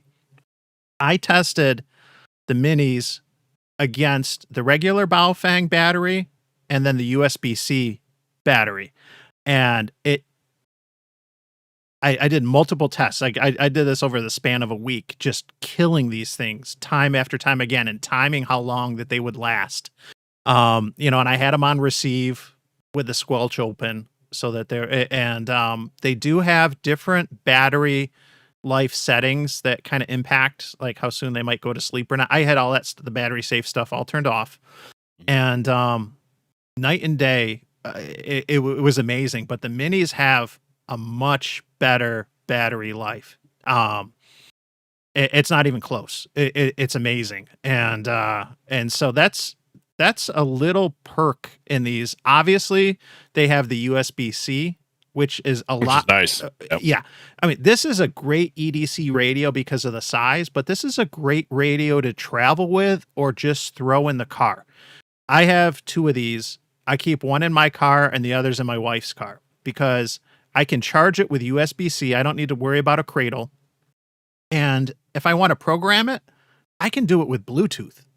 And so like these are a great radio to travel with. The minis are programmable Bluetooth? Yeah. Yeah. What? Yes. No way. Oh Yes. man, I wish I knew that. Bluetooth No. app. Yep. Yep. Yep. Huh. Yep. Now, Huh. set it up in Chirp is kind of what I say, but like once you set it up in Chirp, then, you can connect them with the Bluetooth app and that just, it makes it a little bit easier. Like, again, for that travel radio, like all you need to do is put this in your luggage or what. It's not going to take up much space and stuff, but you don't need to worry about bringing programming cables, or you don't need to worry about bringing a charging cradle or any of that stuff. As long as you don't use this antenna, you're probably okay. Like with Mike, I use the stubby. So like I followed Mike's kind of, tutelage, we'll say, in doing more EDC. And so I've got one of my other Mini in the truck, and it's got the stubby antenna, but I try to carry it with me everywhere. And I always, whether I'm like, I got a t-shirt on or whatever, it's always underneath the t-shirt, per se, but it's on the belt, so I'm carrying it more often because I know if my wife sees it, she'll be like, why are you carrying a radio? Like, what's the need to carry a radio? And like, I can't come up with a better reason than I just want to carry a radio. Like, and she's not going to understand the EDC side of things and like what does it mean in being a normal person. But that's why I say RF weird, but whatever. Yeah. And so Mike had a comment here. He said he had a streak going and 5-2 saved him. Oops, it popped off before I could finish reading. Lost it the other day at 127. Was in Denver for work. Made a contact first day. That's awesome. That's awesome. Great. Yes. That's what it's about, guys. Keep it up. Yeah, I haven't kept track since it ended, but I've done it every day since. I started at the end of February, so it's been a while, and it's about habits and just making use of the bands and stuff that we have. Could you ever see the day where 5.2 is super active? Like, you ever like envision that? I've had visions, and I've had those moments. One I shared during the challenge was like, I got in my car in the freaking garage, I hadn't even pulled out yet. And I turned on the car and it was on 5.2 and there were two people rag chewing. And I'm That's like, awesome. This is what I am trying to create. I want to get people active, not afraid to throw their call out, try Simplex, see what you can do. And then I heard it again today at the park. I got to the Poda Park, people were talking on 5.2, and I was leaving the park, people were talking on 5.2. Like that makes my day. Like, I want people to be active and everything and stuff. But so I think Mike and I could probably agree the same things. Like, we both like to do it, but we also want you guys to carry on. Like, we don't want to be the only ones on 5.2 all the time. We want other people to kind of pick up the torch and run with it. And it's great when you see like a Page's example that I see a lot, and there's many other people. Like, that just makes me go, okay, there's still life left in people wanting to play in those spaces. So that's cool. Yeah. Well, let's give away another Fang, or actually two Fangs, because it is a 2-pack. So let's drop that out. Well, I should put it back in. But let's go to the giveaway and let me set this up. What are your thoughts? While I'm setting it up, what are your thoughts on the Mini? Because you've played with it a little bit. I've seen it in the videos and it looks lonely. It does. But it's lonely because it's not with its twin. The other side of it, after I got over... And I have to say, if you do the comparisons of Yaesu menus to Baofeng Mini menus, I'll take the Baofeng every day, any day, even though some of the nomenclature is kind of like, why did they write it that way? But once you figure that out, you're okay. I've got big hands. So, the Mini in terms of its size, is small. So it is. Having the button, and the button locations and having A and B band buttons separated is great because I can now actually transmit on the right frequency and not have to be on the right band in terms of looking at the display, which I struggle with my 3D all the time. So it's a great little radio. If you take away all of the, I have to have all the bells and whistles, I have to have all the functionality, I have to have the great receive and, the airband scan, all of those crazy things we all want in our HTs that we never really use. I'm game. I mean, like you said, the battery life is really like the big thing to these things. They stay the course. And so I left the one in the truck on for like 3 days straight, and it was just on receive only. And then I went back to it. And I'm like, oh crap, I forgot I had this on. And it still had like 10% left on the battery. So, you know, it's a great, cheap, easy, get on the radio and work. Like, the only thing I do have to say that I haven't had the problem with, but maybe you have you had any issues with like people feeling like you're talking like in a, in through a napkin or something like that? I haven't had, no, I haven't had any comments on like the audio quality or anything. And most of the time, like I've put a signal stick on it, but most of the time I've just kept the duck on it. I'm in a ham dense area, so if I'm using it from home to get into the two common repeaters, like it works fine. And when I travel on the road, when I would bring this, and I did some videos where, and if you pair this up with a Mobilink, you have a Mobilink TNC. I mean, that's small. Like, I mean, that's, the TNC is smaller than this, but you pair that up, and then I would bring a signal stick just for a better antenna from the hotel, and I do WinLink and APRS from the hotel on the road, or at least try. That's something I always try to do when I'm traveling, because I think it's just good practice and stuff. But no, I didn't have any complaints about the audio quality. Now, what's his name? Craig out in California, who does the DigiPi. I'm blanking on his call sign, but there's going to be a 6 in there. Craig has done a couple videos, and he's done some tests where he's taken the Mini and he's compared it with like a typical UV5R and then like some Yaesu HTs. And the receive on the Mini is better than the regular UV5R with respect to packets. Like, they would pick up more packets in the given time frame. And he said he was kind of surprised by the results, like how much better it was, at least for picking up packet stuff. So that's another little, there was a time when I bought my sister and her husband GT5Rs, the clean UV5Rs, like a year or two ago. But I would buy the Mini over the GT5R or the UV5R now. I would recommend that. They're clean, they're open and unlocked. They're USB-C, Bluetooth. I'd recommend this over the typical UV5R at this point. So, yeah, I mean, for a long time, I was always the naysayer when it came to Baofangs and Quanchangs and that type of stuff. I mean, not that they were bad. I'm like, I just never wanted one in my arsenal. And then when the whole ADC thing came out for, your challenge and during the 5.2 stuff, when I picked them up, I was like, okay, because I also, Todd W1CJ said, hey, I bought a set myself, and they're not bad. They're fun. Like, they're just a small little radio, and they kind of just do radio things, and that's the extent of it. And so, I'm warming up to them. They're nice. I don't think they'll replace my 3D or any of the other ones, but it's good to have them in the the stable there, and definitely have a choice. We actually got 42 participants, and they want to win the radios. So I'm going to radios, or are they waiting for the big thing? You'll poke your eye out. Yeah. All right.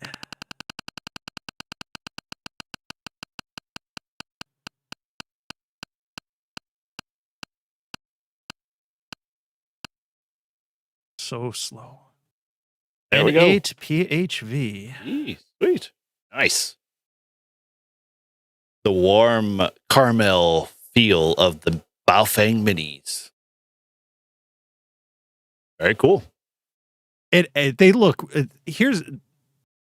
I'm surprised others haven't done this. I showed in one of my videos the thing that makes these awesome, and it's the same thing with the new orange 25th anniversary. Ugh, hate that color. Anyway, is at night in the dark. It looks awesome. Oh, it lights up. Really, it, and especially the amber, like that. It looks sick. Like when I went in a completely dark room, like and turned it on. I was like, oh, this is cool.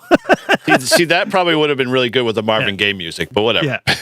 Yeah. So, now, hey, you're giving me ideas. Maybe I'll do one with Barry White and me and the Mini in bed together. And, total darkness for like 3 seconds, and you turn on the thing and it glows. Let's get it on. Oh my gosh. Yes, I love your little videos. So interesting. I'm trying to think what other stats. So I think out of my whole entire 52 days, I logged 79 contacts. 60 of them were unique call signs. and 2 of them were always repeated. So I had people that, like you said, your regulars, like you just knew who they were, and so that's pretty cool. I think it gives me that warm and fuzzy that like it can definitely happen as long as you keep putting the effort in, and that's really what I think 5.2 is about. Like you put the time in, you get rewarded. Mm-hmm. Yep. And for those who have stayed too, we are up to 60 people or 61 watching now. Thank you for being here. Don, thanks for being a member. He just joined. Yay. Oh, there we go. Nice job. So, him is like, no more knob for me. The knob's going to be done by the end of the live stream because we still got 4 more prizes to give away. We're likely got 2 more shirts. We got the QB25 tri-band radio and the Arrow antenna, back scratcher. And stuff, but I want to give a couple shout outs because I know some people like Jimmy joined a little late. Shame on you, Jimmy. But I want to recognize again some of these channels that have been supportive and doing content and everything around the 5.2 challenge and 2 meter simplex. So thank you. I did mention you earlier, Jimmy, if you're still in there, and thank you for doing a couple videos and all that. I appreciate it very much. And speaking of that, I want to bump over. Let's have a little positivity moment here. They say QRZ is a dumpster fire. When I shared this on QRZ, I think it was like, it was on the front page for a few days, close to a week. It was like, it got like over 5,000 views and just like hundreds. You can still probably go find the post if you want to see, but some of these content, these comments, like it just made my day. I drive for a living and would love to see more activity on 5.2. Repeater hopping is a nightmare and deadly distraction as bad as cell phones. And then our buddy Ted said, this is a great idea. The more people who give this a try, the more people who will succeed. Let's all monitor and call out on 5.2. Let's just get rid of monitor. Just call. Yeah. K4OWO says, not all heroes wear capes. Thank you. This is a great way to fire up 2 meter activity. And New Ham here. This inspired me to try it, and I made my first Simplex QSO. That is so awesome. 88FK, a very friendly man. And that's from Kilo Fox 8 Foxtrot Tango Lima. So I said this when I did the very first video kicking this off, that this is an opportunity for techs and folks to make their first 2 meter simplex contacts. It's an activity or an opportunity for seasoned hams to kind of test out their station and their capabilities. It doesn't matter if you're experienced or a rookie at this. There are plenty of opportunities, and I'll point out a couple of the other positive comments. These are from YouTube videos. And BM Donlin, I think it was Brian Donlin, actually commented on the first video and the last video I did on the challenge. And he said he made his first 5.2 contact on the way home from his mom's house. He had a Baofeng 17R Plus and a mag mount on the roof, and was able to talk to N2 WFW for a few minutes on the highway. That's awesome. It's 2 people I've heard from, and I think I got an email from a third person who made their first contacts because of this, and that's awesome. And he said he's made more contacts on 5.2 ever before during this challenge, and don't know how many times he's thrown his call out in the past and heard nothing, and all of a sudden he's getting responses. This is what we wanted to do. We wanted more activity, and it's a lot of fun, and this is a rewarding thing for those newer hams or techs that will only encourage them to do more. And so lastly, get a couple here. You want to throw a gun? And as I say, lastly, the last comment, from over across the pond, they do 145 and alive. They do it for 50 days. So we're doing it for 52. We're America. We got to one up them right now. I didn't know that 145 alive was 50 days. I knew of 145 alive, but I didn't do my homework on it. And it's great that they're doing that over there. We're doing that over here. 2 meter simplex is the gateway opportunity for a lot of new hams. And I think this is a great thing. And it's going to be a great thing if you find yourself in an emergency situation too, to have that experience and that knowledge that comes from it. So I wanted to get that positivity out there and stuff. So I appreciate it. And it's been great getting the positive feedback. I'm sure you've gotten a lot too.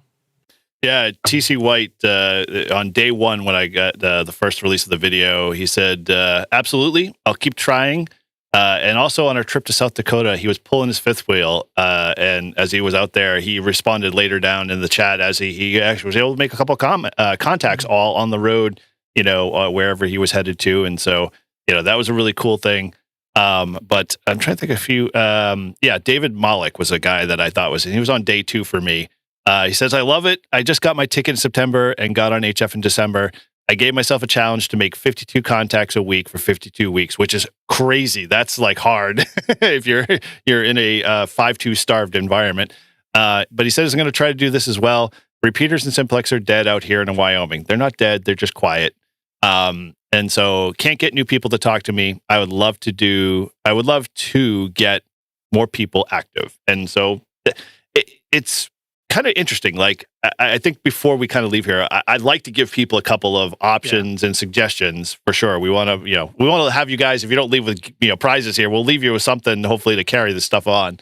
But I think that's kind of a testament to the fact that, I hear that a lot, but I, at the same time, encourage them, like, hey, keep it going. Like, still be the noise, still be the challenge. Still get out there. Eventually, somebody will come around. I mean, Chris, KD9YSW, I watched every one of his, shorts and videos, and I feel bad for the guy because he was like, I haven't made any contacts today. I called all the time on the way to work and on the way home. It's like, dude, you'll get it. It'll eventually come. And so it finally did, which was cool. So, keep the course. Yep. So, did you want to? Brocam joined late too, and I was like, the same thing like with Jimmy. Like, I was shouting out you guys earlier. You guys have been doing a great job, making content and promoting it. That was something I was not expecting other YouTubers, content creators to do. It's just like, did you ever Google or did you ever do a lookup of the 52SC keyword? I did. There was some 52SC came up. It was tied to I feel like it was like a beer thing down in Brazil or something. There's like because it was like 52 something survey, like it was like a 52nd anniversary for like a cerveza or whatever. Yeah, there were a couple. And but it was like from years ago, so it was like, it was a stale hashtag or whatever. So I was like, all right, let's just roll with it, But yeah, I feel like it was like a cerveza in Brazil or something. Yeah, you're right. Yep. Yeah. So, from what I could find, just in terms of just kind of scouring YouTube and stuff like that, just for Simplex challenge, it worked out. But there were definitely some people doing it a little bit here and there. You could definitely, in some of those cases, feel a little bit of the discouragement and, as they weren't like seeing the result immediately, which was, not surprising because we all know that like this is something that takes time. It's like baking a cake. Like you just can't throw it all in a pan and expect in 2 minutes to have a cake, although, we try hard. Yeah. And I'm putting up a little refresher real quick because I know, like, I'm just thinking like, oh, geez, compared to when we had this up before, there's like, 50% more people in the chat. So real quick recap for the Radioddity prizes. Those are the Baofangs, but it's also going to be the QB25 coming up soon, the 25 watt tri-band mobile. You got to have an account with radioddity.com. It doesn't mean you got to purchase anything. You just got to have an account set up with an email. So they want me to hand them your email, and they want to make sure you have a good shipping address on that account. So I'm going to give them your email, and that's it. And then they're going to take care of distribution, and they're going to send out the mini fangs. They're going to send out the QB25 Pro, and all that. So email me at MikeN2MAK@gmail.com if you're a winner. And then I'll take care of passing your info on to Radioddity or to Eric, or I'll take care of it myself if it's for one of my shirts in the giveaways. And Radioddity will ship to continental US. Sorry, Tim. Sorry, Puerto Rico. Sorry, Alaska and Hawaii. But they will ship to the UK, the EU, Canada, Australia, Mexico, and New Zealand. We talked about this earlier. why New Zealand and Australia versus Puerto Rico and Alaska.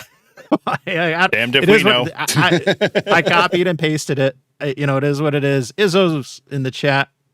Good evening, Izzo. So there's a quick recap of the rules, but ultimately, if you're a winner, I want you to drop your call sign in the chat. If you got one, drop your ham call sign, your GMRS call sign, whatever.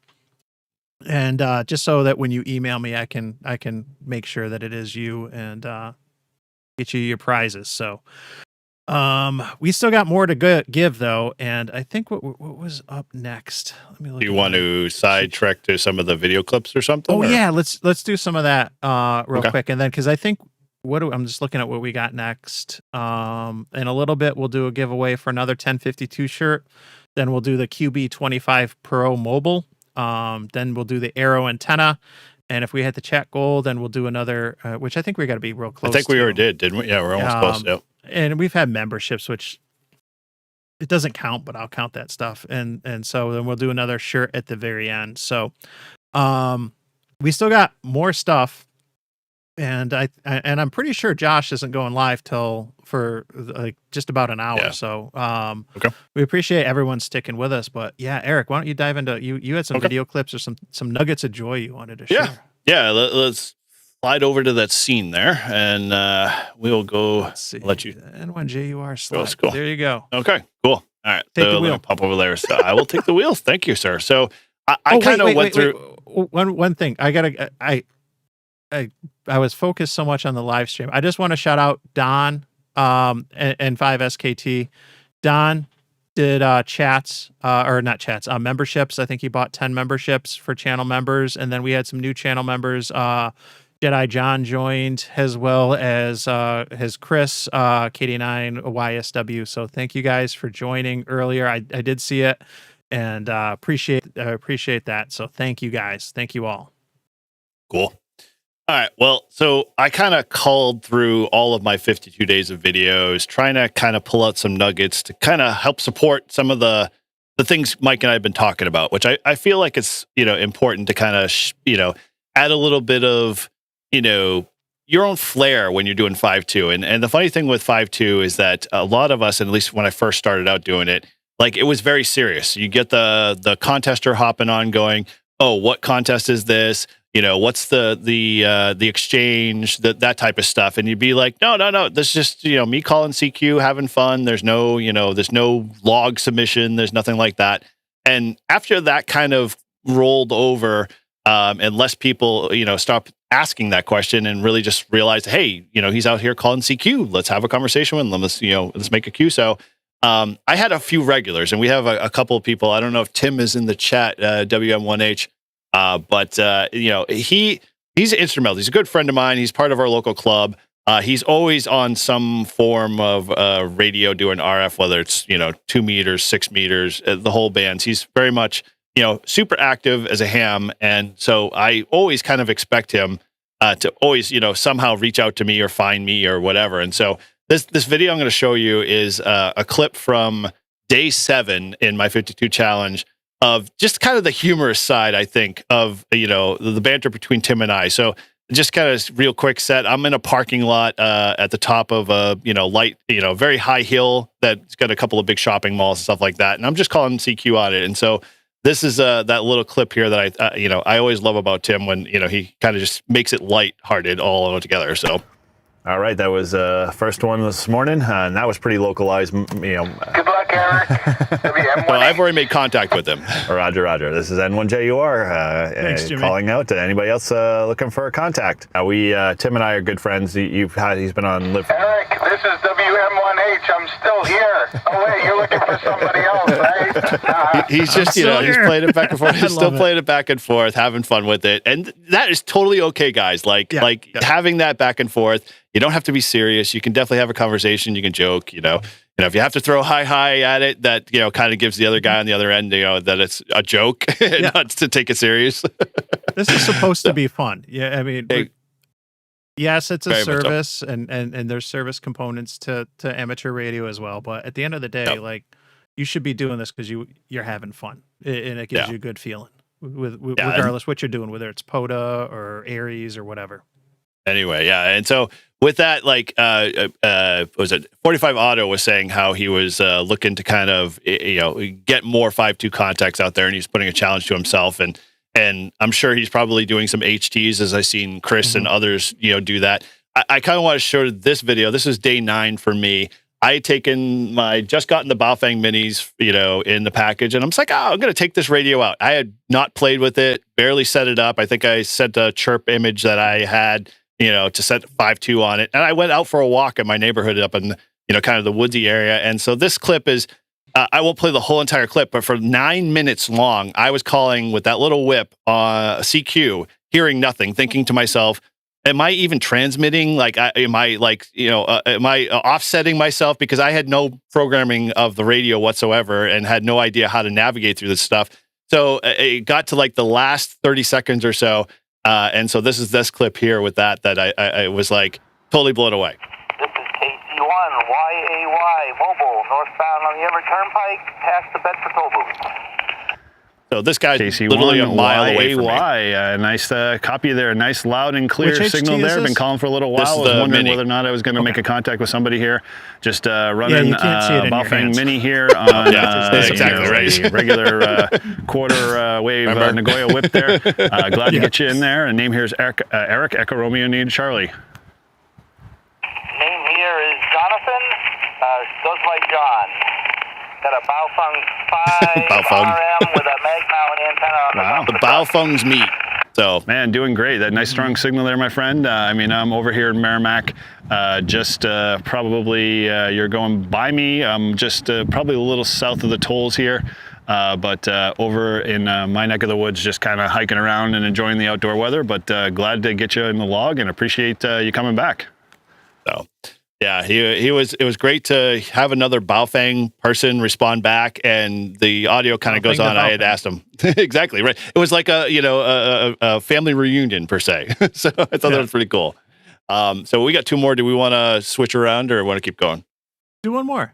And All right, cool. then we'll jump into the T-shirt giveaway right after. Okay, so I'm gonna do this one. So this one is one of my favorite ones. So a lot of people ask the question to me, like, is it okay to have a sked when it comes to 5.2 or like anything Simplex? And it's totally fine, guys. Like I think I was talking to Shannon. We were at Nearfest and she was sharing. No, we were on Discord. But anyway, long story short, she was like, "You're allowed to do that?" I'm like, "Yeah, dude, totally fine." Like it's actually encouraged. I encourage people to go, if you can't make any contacts to 5.2, go up to repeater, announce, your call sign first, say, "Hey, I'm on 5.2. Anybody want to make a contact?" And then go back to 5.2, and people will hear that, and maybe try to work you. And so this one was kind of the same schedule. So to set this frame up a little bit, I had already gone on the repeater, said to everybody, "Hey, I'm going to bounce off. I'm going to do 5.2 challenge.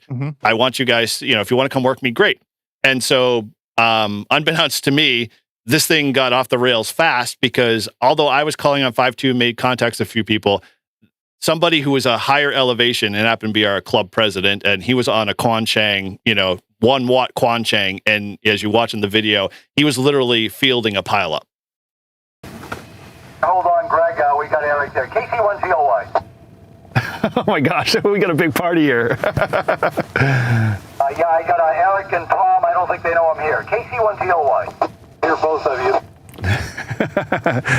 Wow, this is a big party line here. Yeah, Ralph, I copy a KC1TOY, and I can't hear Greg. I don't know, although I haven't heard Greg transmit. Very good. Yeah, Greg is calling us out. He can't hear you guys, so he's talking over you because he can't hear you, but he's trying to break in as well. Let's see, I think I heard Tom in there, and I heard Eric. I don't know if there's anybody else. So at this point, I still have 4 minutes left of the challenge, but you'll see things Greg's full copy here as well. Yeah, it's N1JUR. He must be overshadowing me. Ryan is in here too as well, I think. Yep, I can hear Greg over down here in Milford. W1SNH. So nobody has control of this. Well, there, Ryan? He just confirmed. Affirmative. He's coming in here loud. Let me see if I have it here.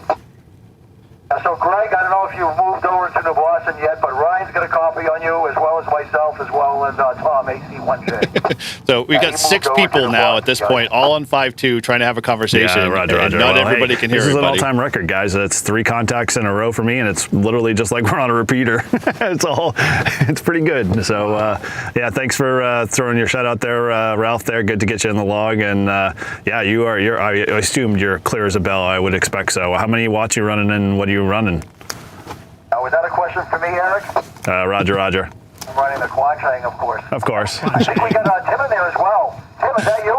I have not used the Quanchang, by the way, which is Yes, shameful. Ralph, I can hear Ryan, W1SNH. It's a big pile. It's a party. So, K1 GMS. This is the kind of thing that you probably want to try to do. So spread the loves, tell the people you're doing 5.2, Tom. coordinate skeds, and then you're going to get the rest of the other people to pile on. From Tim, he can't hear Eric or Tom, but he hears Ryan quite well. I don't know who's next, so I'll just send it back to somebody. There's N1JUR, see if I got it. This gives me an idea for my next shirt. Hello, so I'll be clear. WM18. Hey, Tim, copy you there in the log, WM1H, N1JUR, nice and strong audio there, 5.9. yes. Well, it was freezing cold still. AC1UD checking in from where? So we got everybody all across the state, all fielding through this one contact route. Roger. I can't copy him. So we'll end it there because it keeps going on.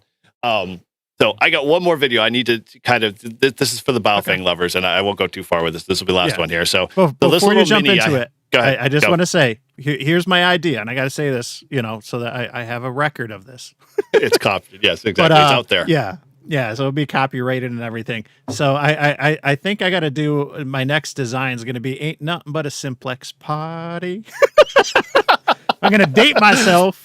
Gonna workshop that one. But yeah, Ain't Nothing But a Simplex Party. You're gonna have to have the T-shirt play that tune every time. I know. So it just gets everybody on the same page. Yeah. So this last one here, which is kind of my favorite, and I think it's pretty cool.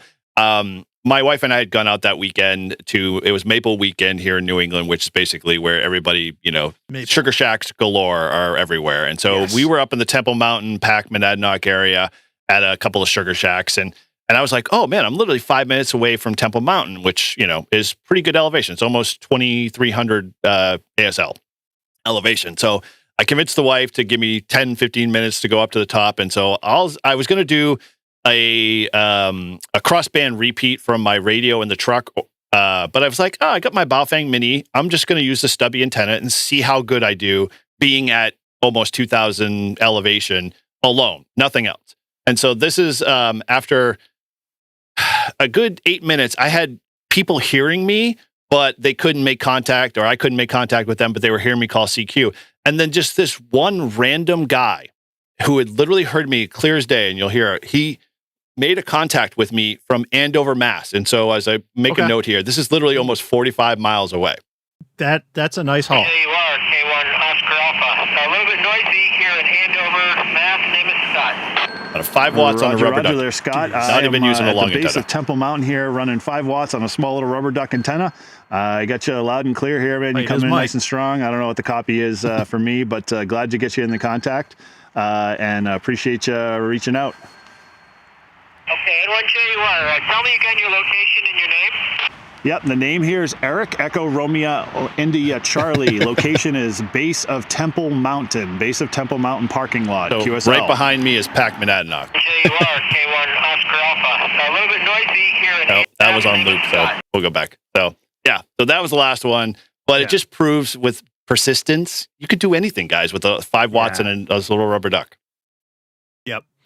Yep. And I try to encourage, people to call out, Soda's obviously it's a given. You're going to call out on 5.2 if you're up there. But for POTA, it doesn't hurt to call out on 5.2. And especially when you have some elevation, and there's been times where I've been up and I know I have some elevation and you call out and you get people coming back. It makes a huge difference. Location is huge. There's an acronym I use if you want to do POTA, on VHF and above, it's SALT. and it's not salt water like our buddy Walt from Coastal Waves and Wires. It's this salt, and the S stands for share. And share means share in advance, schedule, right? Skeds are very popular in the VHF and microwave community. Then the A is for antenna. You definitely want to have a good antenna if you can. Obviously you didn't, but you had some of the other things going for you. And the L is for location. And so height, foliage, all these things that can work for or against you are a very important consideration. So location's huge. If you can get next to large bodies of water like I am, the Great Lakes, then you can take advantage of tropospheric ducting. And that's I've had 80-mile QSOs. That's awesome. With a 5-watt HT and just a signal stick antenna. And it's like, geez, this is crazy. And you're making it just fine. When you get ducting, like, it, and it's like, wow, this is crazy. And, you could be down south in the Gulf or wherever, like you get by those large bodies of water and you can take advantage of the atmospheric conditions. And isn't this the time frame now? Like when we get into the June time frame, early summer, that's usually when it kind of becomes the thing now. Like I hear a lot more of that. Yeah. Right? June through September is really good for ducting, for at least my location. And the Great Lakes area and stuff, but I've seen the Hepburn maps, which are the VHF propagation maps and stuff. There's been amazing tropo and stuff down in the Gulf. It's a lot different than being on the Great Lakes and stuff. And then to finish the SALT acronym, the T is for time, and it can be the time of day, the time of month.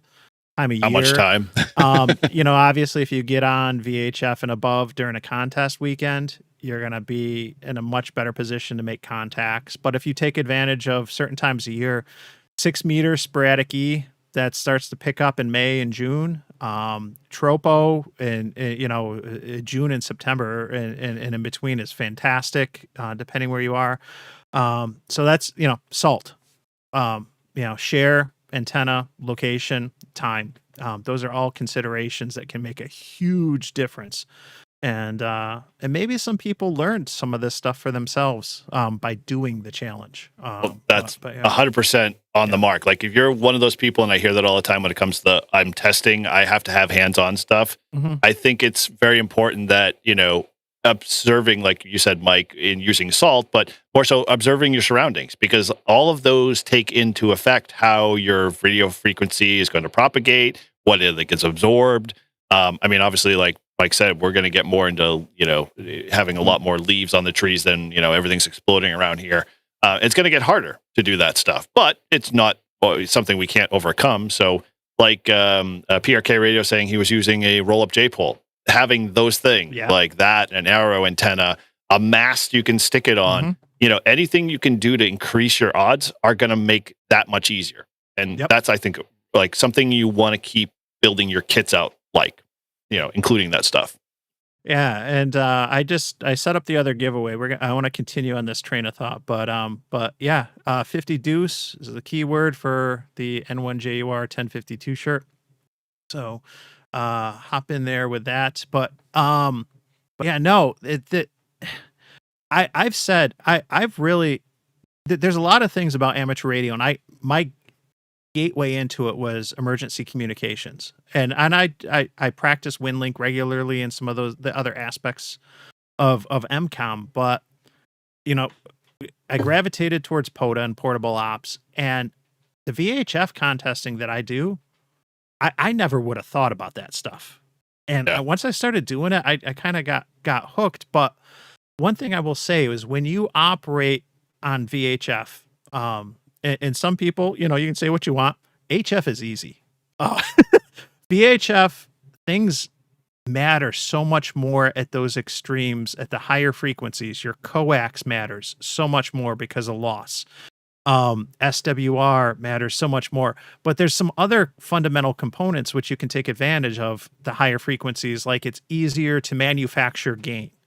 I've hiked up to do sodas and POTAs with 14, 15 element Yagis on 900 megahertz and stuff like that. And yeah, I'm looking at it. It's over in the corner there. Like, it's not that big, but even like a 3 element Yagi for 20 meters is massive. So, when you play in these higher bands, you can learn a lot more and about how important things like gain are, location are, propagation, the conditions, your feed line, your setup, all these things can matter more, because you get to those higher frequencies, everything starts to look like an antenna when you're 900 megahertz. Everything starts to look like an antenna.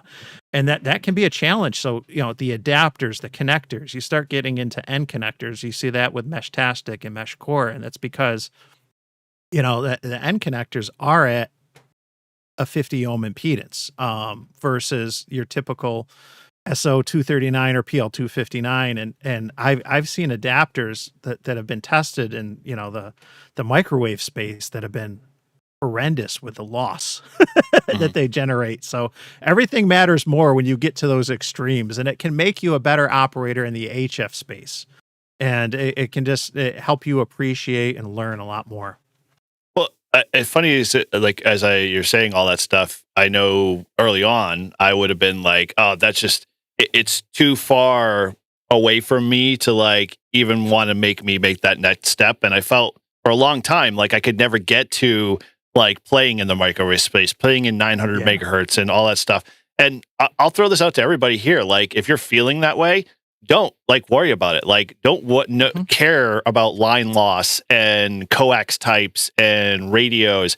Start exactly where we all did with this 5.2 challenge on FM Simplex. And if it's not 5.2, go to, the 440 Simplex channel or 220 Simplex channel and just do whatever you can in your area to make that RF just get out there. Let the wigglies fly, become the noise. And eventually what will happen is that those hams, that the guys that like, Mike and those that are even like deeper in the rabbit hole that are doing gigahertz and microwave, they'll start to hear you, because they'll come to you and they'll be like, hey, I heard your contact and I'm hearing you on Simplex. Well, hey, why don't you come to, and they'll invite you and they'll start to bring it in, because as I'm learning, there are people that are in that space. And when they heard I was doing the 5.2, they were like, hey, that's really cool. I'm going to, I'll keep supporting you. But hey, if you interested and you want to come try this or come do this, we're going to be up on Mount Greylock doing this on blah, blah, blah. And we're doing a 2-wave microwave link or something. And I'm like, okay, sure. And eventually what happens, and what I've learned is they don't gatekeep for the purposes of gatekeeping. They're just they're guarding for the purposes of, they want that part of the hobby to continue on, because the equipment needs to pass on to somebody who's going to use it. And they want to make sure the person who's coming in is going to use it and use it well and continue to pass it on, because otherwise what happens? The equipment gets in somebody's hands, they get forgetful, they throw it over in a corner, it goes dead and it's gone. And so all that stuff is precious at that level, as I'm learning. And so we have to be aware of that, but that shouldn't stop you to, start somewhere. And 5.2 is perfect to do that.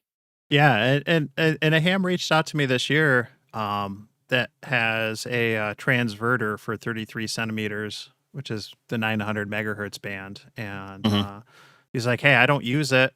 I made it, welcome. I want to see it get used, and I got to connect with him and get my hands on it. But, for those who aren't familiar, like, what I could do is I can take the transverter and I can connect it to my ICOM 705.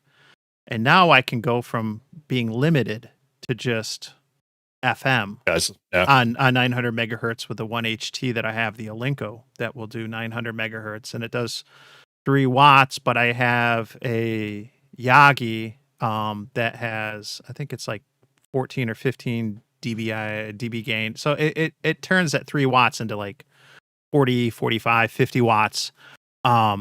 And that works out well on 900, but this will give me the option with the transverter, because it'll be connected to a 705.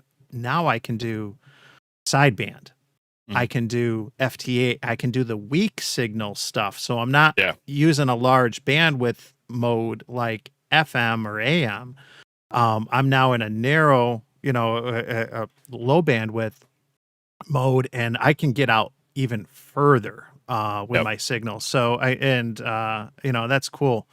But Well, yeah. and funny, one of the lessons I kind of learned is that for that group of people, it's easier for them to come up to FM Simplex than it is for us on the FM Simplex to go down because of exactly what you just described. And so they know that, but at the same time, I would say from a person on the FM Simplex side, be receptive to like someone coming and saying, "Hey, come explore this with me," and ask questions because that's what they're asking for. So, Yep. get involved. Yep. All right, I'm gonna push the button. 33 of y'all in for this.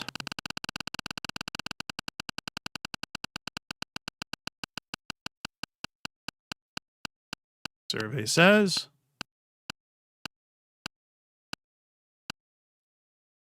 Ron! Nice. Congratulations, Ron. I will get you your 5.2 t-shirt soon. Make sure you email Mike shirt size so I can get the right one. Yep. And Ron is in 2 meter simplex range of me. And a shout out to Ron, Ron has a podcast, the 599 Signal Report. Cool. We did a collaboration recently. Ron's real big into CW. And so the 599 Signal Report, as the name might imply, has to do with CW. And he's got a great podcast. He interviews a lot of great folks in the CW space, but he's also been a really good Elmer. And so we did a collaboration. We did a couple videos together, which I used on my channel, but he used for his podcast, to kind of help get me started on my CW journey this summer. So good to see him win. Awesome. That's very cool. All right. Congratulations, Ron. Let's see here. All right. Back to this.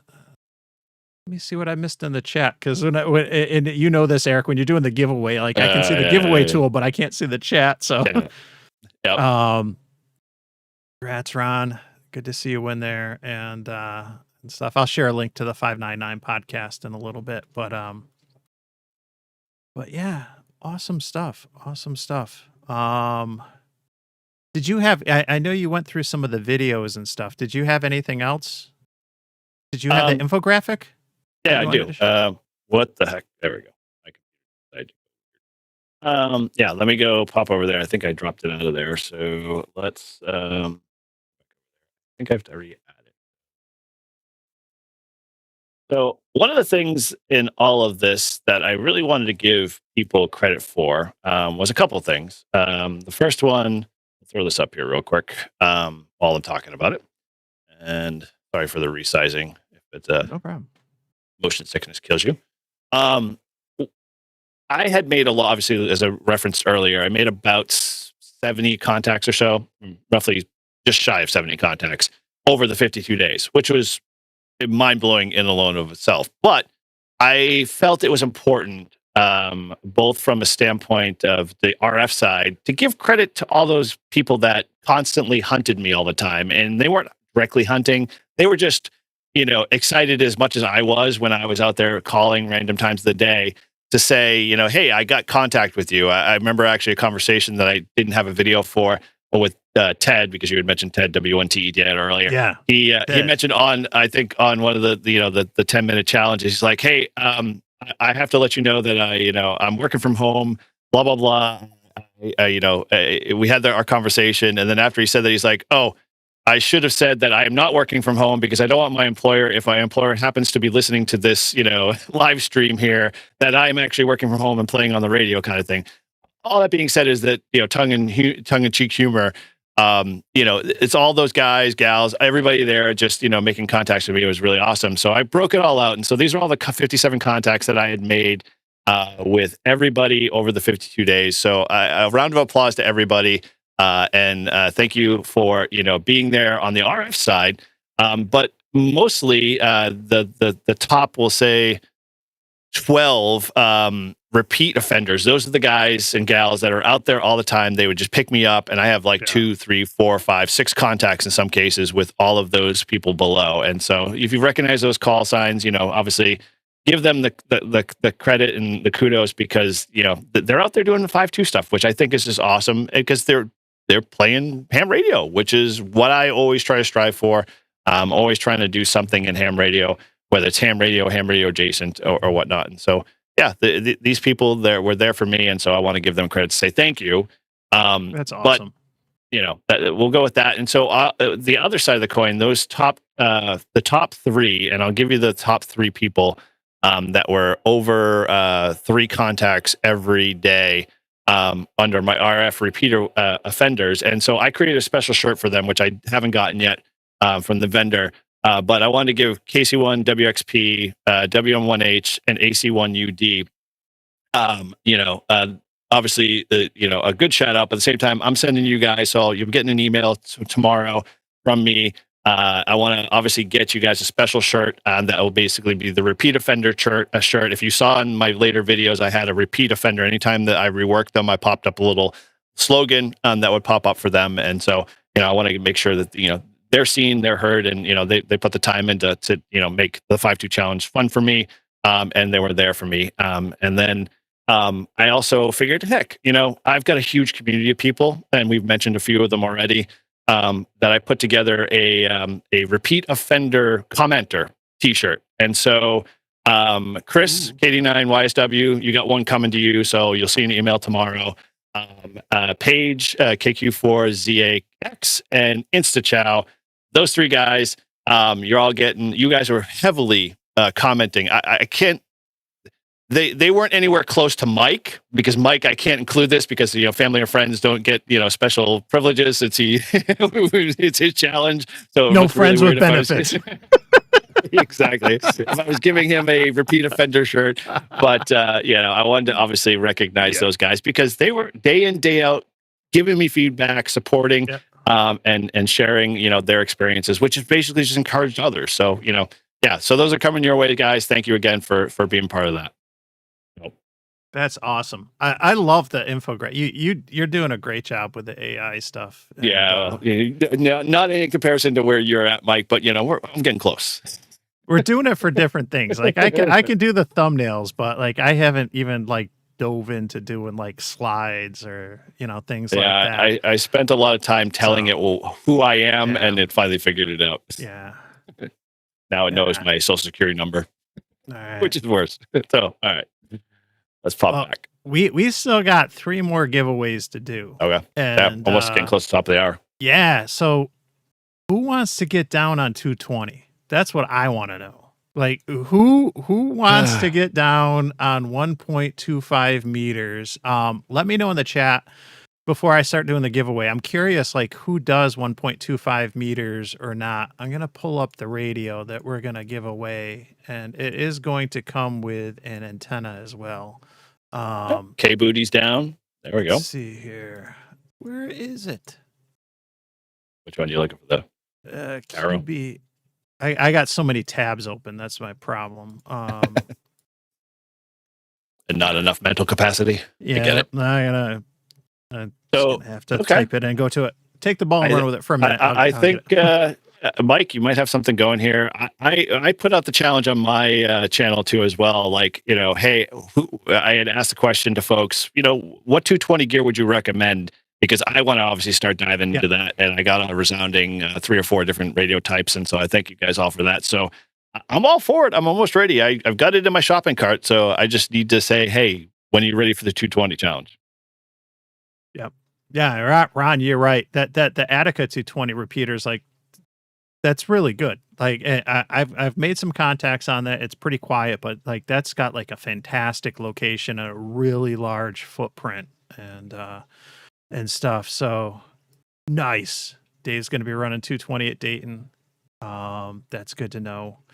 Yeah. So let me show you what we got going on here. So this is what we have for the upcoming giveaway. This is the Radioddity QB25 Pro quad band, but one of those bands, if you look closely, you'll see it's in the 300 megahertz. It's not an amateur band. So like a lot of these radios, they're unlocked, but this will do 1.25 meters. So this is a tri-band radio that will do 1.25 and 70 centimeters. And it is going to come with the mobile antenna. That's going to be an SO239 connection there. And with the trap and stop. Yep. It's a trap. It's a trap. Yeah. So there you go. I've used this before. I don't own one, but I have used this before, and I like these micro mobiles. They are chirp programmable. 25 watts is 25 watts. Like, honestly, you can do a lot. Up until I upgraded just a couple weeks ago to 50 watts in the car. I was doing just fine, making plenty of Simplex contacts on 20 watts and stuff. But this is a fun radio. And hey, if you've already got a setup in the car you're comfortable with, then this is great for like a Go kit or something, because these micro mobiles are really small. Or you can do like what I'm doing with mine. I have the DB20G, which is the GMRS radio that you can flip to the ham bands, which I did. I use mine for road trips for work when I take rental cars, because I just pop the cord into the cigarette lighter and put a mag mount on the roof, and I'm good to go. And then I'm going to be on the road Monday and Tuesday the next 2 weeks for work, and I can call out on 5.2, and 20 watts is 20 watts, right? Like you can get it done and make a decent amount of contacts and stuff. So there's a lot of options for these radios, whether you're not putting it in the car, if you want to put it in a Go kit or something like that, or just put it up as a standalone 220 radio, which you can easily make a J-pole for 220 if you wanted to, with just some ladder line or whatnot. A lot of options. So yeah, that's what's coming up next. Corey, reach out to me. I want to chit chat. I want to pick your brain a little bit on 220 and stuff, especially around Greylock and around here and whatnot. So hit me up, N1JUR or Eric at N1JUR.com. So I'll talk more about that. Very cool. Yeah, and I'm trying to get caught up with some of the comments and stuff, but I'm glad to see that. Yeah, Don's mentioning the TOIT. I have that, and yeah, and it puts out like 60 plus watts FM. Really good. I wish there were weak signal options for 220. You don't see that. I mean, those are from decades ago, and they're unobtainium. The Yaesus and the ICOMs that used to do weak signal stuff, all modes, but yeah, 125 is alive. That'll be coming soon. And 125 is alive. Yeah, maybe when the giveaway is going, I'll talk a little bit about that. So let's go into the giveaway, and let me get this one set up. Let's see. Do you have any 220 radios, Eric? I have 0, sir. And that's why at the time, I think you and I were having a chit chat offline somewhere. And I kind of was like, okay. And that's when I put out the call. Chris responded with a couple that he had and a few others too as well. And so, yeah, I will probably have one. My biggest challenge, obviously, being in an HOA is that I have to put it in a Go kit or I have to have something. So I'm always looking for a radio that has enough versatility for a lot of different functionality versus like having a small little, like I treat my HF stuff differently. Like my HF is very specific in its natures and what it does, QRP bag, beach bag, that type of stuff. So, my VHF, UHF is very much kind of more like, hey, let's like really think big, wide as much as I can, because it's expensive sort of, but obviously some of the Chinese stuff might be a little bit more attractive and might get me in the door. That's really, that's kind of what we're limited to be honest, with 220 right now, things that are in production. And we talked about this on a Live Free and Ham podcast. We actually had a really good conversation about 220 and 900. But it's a lot of Chinese stuff. Alinco does make mobiles in the 220 space, and all this stuff is pretty much FM only. You'll find some BTEC and Baofeng stuff that'll do 220. Some mobiles that'll be like the micro mobiles, the 20-25 watts, or maybe HTs. But there's not a lot of options out there, which is unfortunate, but they're not expensive either. So So yeah, and folks are starting to pour in now. I'll show you this. I'll tease this, which I just got Yeah, from if you haven't paid attention, there's a QR, there's a code down there to be able to get some money off on any of the Radioddity stuff. And if Yeah. you're looking for 220, this might be a good way. I mean, obviously, Mike is has a good partnership with Radioddity, and I'm just starting to get my foot in the door. So it's help them out and support them, and that's a great way to get into the 220. Get geared up now if you're not already, because by the time Mike announces it, because he does everything by the seat of his pants when it comes to like not planning out until last minute. Yeah, But that's how we like it. So I just got this from them. And it's very similar to a Radtel that I reviewed. And so this is the GS10B. There's been some other YouTube videos on this. This is nothing new. But I reached out to them about this particular radio for a few different reasons. And the tests that I saw from Smokin' Ape and others on YouTube showed it was actually clean on 220. It wasn't clean on 2 meters, which, is kind of par for the course. A lot of these tri-bands, it's like, pick one thing. Do you want power or do you want 220 or do you want, a clean spectrum or whatnot? But they, I'll just show you this as a teaser and everything, because it does have this thing called super mode, which I did unlock. Which I can only imagine. Super spurious. Okay. So you can just look at those numbers, kids. Yeah, that's that 027. So yeah, this will transmit on 17 meters up to 33 centimeters. Yeah, that's super efficient. So you're literally baking the side of your ear. Yeah. So no, and I verified it because I have 900 megahertz HTs, and I was like, yep, nope, it is putting out milliwatts, but it is putting out there, and it is transmitting on 17 meters, 15 meters, 12, 11, 10, 6. And these are the reasons why we have these stupid ads. I haven't checked to see if it's, and it might be dirty on some of those, but like the key thing, like the multiple tests I've seen, and I can't test 220 with my equipment. I'll test it at Hamvention, but multiple tests I've seen, it's clean on 220, which is what I want, and it'll get like 5 to 10 watts out. So that's good. That's good. Yeah, probably 11 meters too, Don. Yep. Yeah, that's why I put one of the frequencies on 27 triple nickel. So yeah, but only FM. So yeah, it's and if you get into FM on like HF bands, that's like you want to, if anything, you want to be maybe narrow band FM because of the bandwidth and the space. I mean that like FM can take up an entire work band. Yeah. You don't want to be that one hand that's transmitting. Yeah, you don't want to be that one. So yeah, but let me go back to the giveaway and let's see. I know that it's been running and stuff. So let's see how we're doing here. All right, we got 40. We got 45 in. We got 81 watching. Yeah. That's good numbers. Literally half. Yep.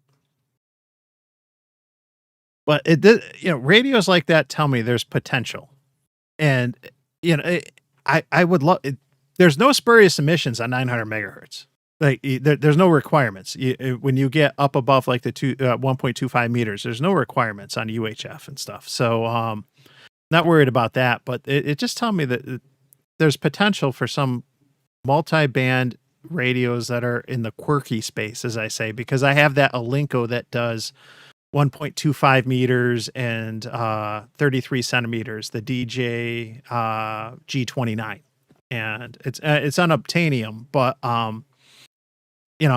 it does it clean, and it does 3 watts out on 900 megahertz and 5 watts out on 1.25 meters, and tells me this stuff is possible, and we have these bands, leave no band behind. Like I say, like if we don't use it, we lose it. And we've lost some of 220. We lost 11 meters.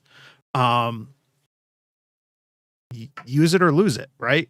Yep, 100%. I mean, that's we all say that for all of the bands, especially when the FCC comes knocking about basically realigning things, and Mhm. and it's I don't know. For me, it's a struggle because like I get it, I understand it, but at the same time, like this is a perfect example of it. Like we're now just making noise on 5.2. Like that would be sad Yep. if we lost the lower portion of 5.2. Of 2 meters. So It would be. Yep. it would be very bad. I mean, And, but and that's what we got to think about. And there's commercial interests in space with satellites and stuff that are trying to capitalize on 70 centimeters and stuff like that. And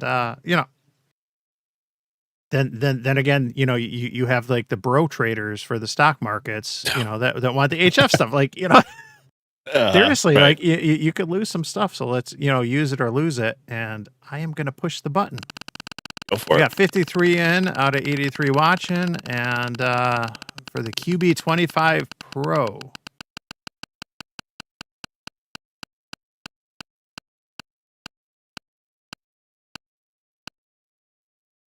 $45 auto, sweet. Congratulations.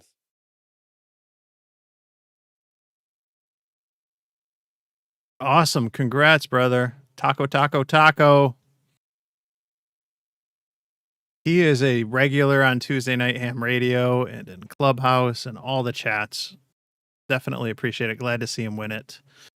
And we still got a couple other things that we got to give away. And so I'm gonna, while I got this window up, I'm gonna get things set up right now for the Yagi. So why don't you talk about the Arrow antenna that we're gonna give away next?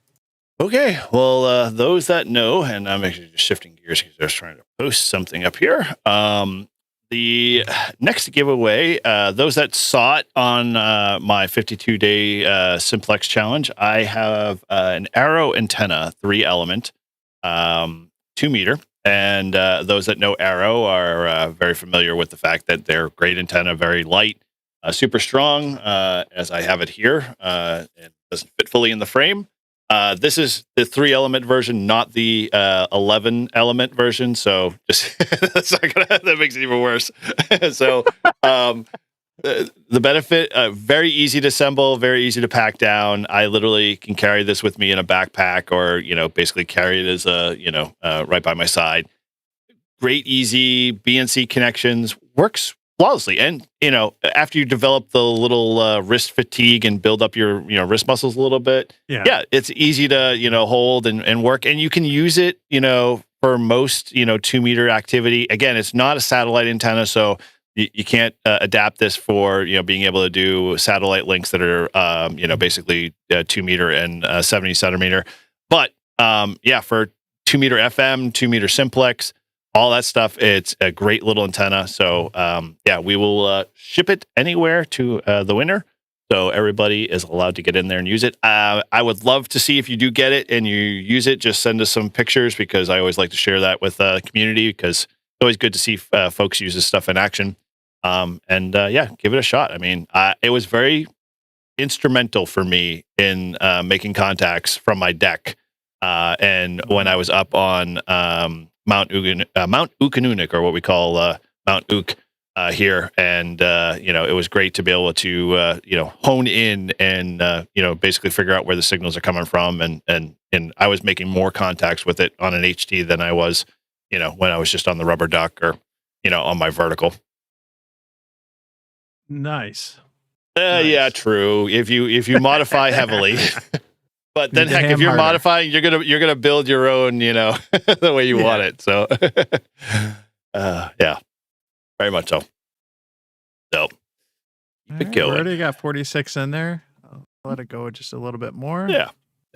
So, as Mike was talking, one of the things I kind of wanted as a takeaway for everybody here was that hey, if you're thinking about getting on 5.2 and trying it again, and you're just struggling with one aspect, I kind of took a little bit of time to culminate and put together a kind of like top 15 points that you might want to consider if you want to be successful in doing a 5.2, and these are all really just kind of designed to give you a little bit of a leg up. And, you know, if you're struggling with just, you know, from an HT, or you're struggling on your mobile or whatever, these tips can kind of help you, you know, and will hopefully encourage you to go in a different direction. We've talked about a lot of these tonight, so some of it might be a rehash, but I just wanted to give somebody a document that they could access here. And so while I was doing that, did I finish posting it up to my wiki? Yes, I did. Okay, so let me throw this back up here, and I will give you guys access to the wiki. So if you're interested, the wiki's in the chat. This is just my POTA field guide wiki, but I'm going to throw this up here anyway because I think it's important. Because Mike has proven that you can POTA on 5.2 and do it very successfully. So there's no reason why you can't incorporate a 5.2, you know, component to your POTA activations. Heck, now doing tiles, you can do 5.2 successfully. So, you know, there are many ways you can get out there and be on 5.2 now and be part of whatever program you want. So yeah, go check that out if you're interested. That's up there, free to available. And that wiki there, guys, it's on a Brew and Activate wiki that I add to as we do more POTA activities and build up our POTA muscles, as I like to say, portable operations. So yeah, it's just a free resource. So go up there and add to it if you want to, or feel free to use it anywhere you need to. Awesome. I am going to pull the trigger on the arrow. You got 55 in there. Here we go. For me.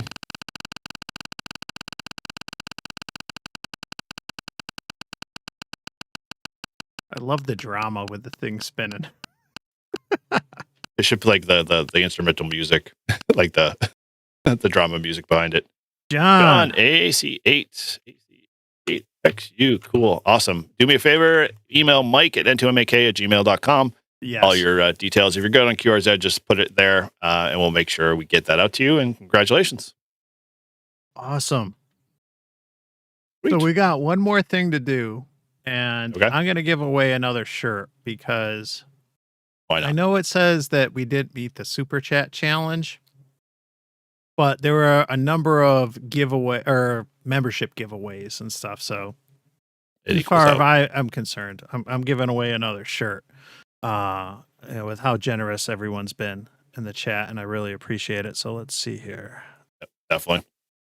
Yeah, we all love you guys. Thank you again for supporting us. It's always awesome to see everybody in the chat, both of our channels. I mean, Mike and I cross over a lot, so it's always good to see everybody. Yep. So hashtag bonus in the chat, and this is going to be for a shirt from the N2MAK store at leavenobandbehind.com. That should make it easy to remember, and let me pull that up and show you guys what I'm talking about here. So there it is. You can take your pick of any t-shirt from leavenobandbehind.com. Lots of designs. This one, the weird flux, but okay, bro, has not gotten a lot of love. And I find that I find that amusing. Trust me, dude, there's no rhyme or reason. There's just give AM a chance. There's my logo, the check your SWR, and then there's some of the newer ones, the Work Band Wednesday. And that has the New York City kind of subway motif with the 12, 17, and 30. The QRO 1-star review, waste of money, would not recommend, get a better antenna instead. And of course, RF around and find out, and QR Poppy, the VHF, and Leave No Band Behind. Lots of good stuff. So, you guys can kind of take your pick.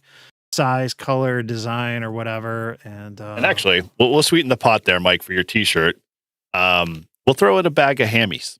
Sweet. So those that might not know, because I handed a bunch of these out at Nearfest. This is the Get Hammed, kind of version of. We'll say we all have the friends who are Jeepers, and they all have their ducks on their dash. Well, now as a ham radio operator, you can take your hammies and plop one on someone's, door handle, put your call sign on the bottom, and on the bottom of every token, this one's a little older, but it says, you've been hammed, and you can put your call sign there on it. And it's pretty cool. I've done a a few of them myself, and it's always fun. My wife made me do one time, and we ended up sitting in the parking lot for 45 minutes waiting for the person to come out of their car because she wanted to see their reaction on his face. And then he chased us down like 5 minutes later to say thanks. And so, it was pretty cool. So it's a fun little way to kind of, bring some excitement to the hobby. Nice. I love my hammies, and you see them in the make an videos appearance. often. Yep. Jason's always has his on his truck, and there's a few others too as well. So yeah, I have them in like my kit for my 7300, my 705, and the G90. Then I have an extra one in the car, and so I always have them. I always have them on hand. Now to give them away. Yep. Yeah, very cool. Give it just another minute.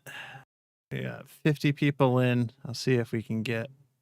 I'll see if we can get 52 for the last giveaway because we got 52 dude, that would be perfect. Yeah. Come on.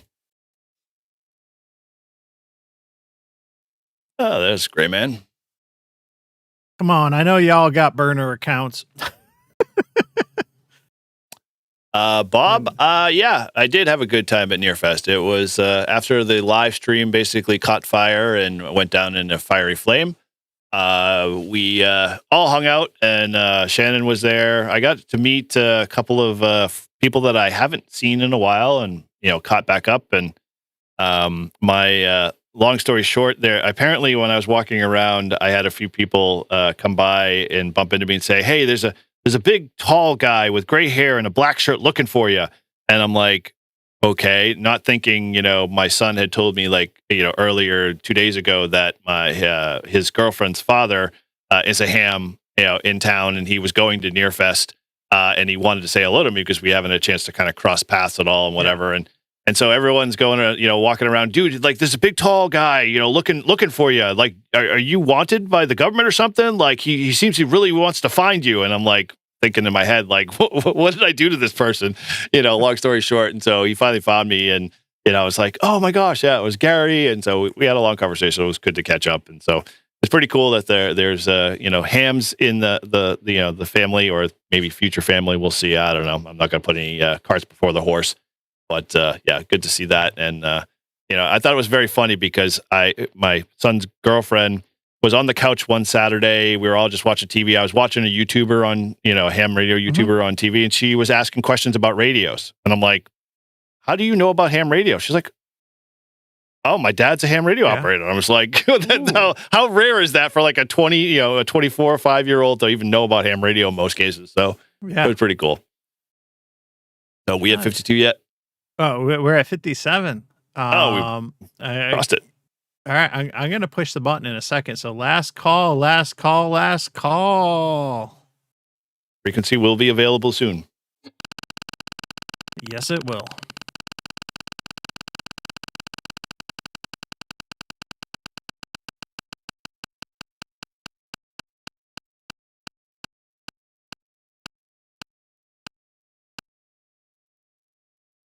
Hey, KZ. Nice. Kilo 8, Kilo Alpha Zulu. Awesome. Congratulations. Very cool. Again, giveaway rules. Back to those.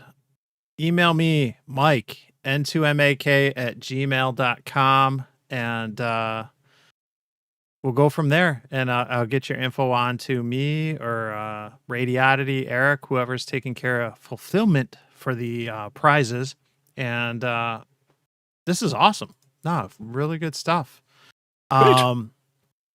So we've definitely we gave away 10 prizes tonight. This is crazy. 2.5 hours, 10 prizes. This has been a very successful live stream in my opinion. And we gave away some cool HTs and a tri-band mobile, and certainly appreciate Radioddity for doing this. I've had a good job working with them and stuff. The things that I've reviewed or I've done videos on has been things that I want to use. The last radio I showed off, like I asked for it, it's, and I have an interest in it, and, and I'll be fair, and I'll say the good and the bad, you know, from what I've seen, it's good on 220. It's going to probably be bad on a lot of the other ones, and you know, it is what it is. But Yep. I wanted it for 220 for a very certain reason, and as soon as I get the green light, I will say what that reason is. But Till then. but no, the 5.2 challenge. At the end of the day, like this is something that I can't say enough. Like it was an idea, and I almost regret sitting on it as much as I did before launching it. But you know, the reception, Good timing, man. What I've seen locally and what I've heard from other people, like some of the comments like that we shared on the screen, it's like unbelievable. What the response has been. And at the end of the day, like if there's anything that I learned, you know, and we all like, you know, things in 3, right? It's that people really do want more activity. People do really want to see more 2-meter simplex activity on 5.2. I've learned, and I'm sure you have, Eric, like where you can get out, like when you're driving around town and you're calling out on 5.2 more than you used to. Like I know like where the dips Yep. where the dips are, and like I'm gonna lose somebody or whatever. Like I've learned some of the local propagation stuff, you know, and I've learned probably more than anything, like how much habits matter. And something as simple as I put 5.2 on my A band and then the repeater on the B band. So it's one less button to push to call CQ. Yep. And then going another step further, like the fact that I've done this for over 2 months, you know, just getting into that habit, it goes so far. And so like, those are the big takeaways for me, learning some of the local propagation, learning how much and hearing the positive feedback and comments from others. And then, you know, just how much habits matter and how important it is to change those habits and those misconceptions about Simplex and stuff. And I'd be curious what your key takeaways are too. Yeah, I mean, I guess the 3 for me would be, you know, call with confidence. Like, don't let anything sway you. Just try it, you know, and mix it up. Figure out what your flavor is and how you want to say it, what you want to say, and you know, don't be afraid to flub it up and make a mistake or trip over your tongue or whatever, because it will happen. I mean, it happens to all of us. But you know, have fun with it and just, you know, keep rolling with it. We all sort of do it on HF automatically just because we know we have to get out there, but like do the same thing on 5.2. And so, you know, that's a big one for me. But I would say activity always creates activity. And so Yes. if you're the one out there doing the work, and that's the hardest part, guys. So let me stress the fact that it takes momentum to move a mountain, you know, at some speed. So eventually once you get it going, it'll just kind of, you know, perpetuate on its own. And so, you know, at that point, once things really start to like be active, like we shared before, like pulling out of your driveway and all of a sudden 5.2 is alive, you know, still pepper in a little bit here and there. Don't like just say, okay, I'm all done, wash my hands of it, you know, and back to monitoring. Just, you know, keep adding to it. And then that way it just becomes ingrained and people just become, this is loony, but it just becomes this norm that like, hey, it's just like you call out on your repeater every morning on the way to your commute or, you know, whatever. And so just add things bit by bit in slowly, but the idea that you're kind of baking a cake. And that's how I looked at it for the whole entire team. By the time I got to 52 days,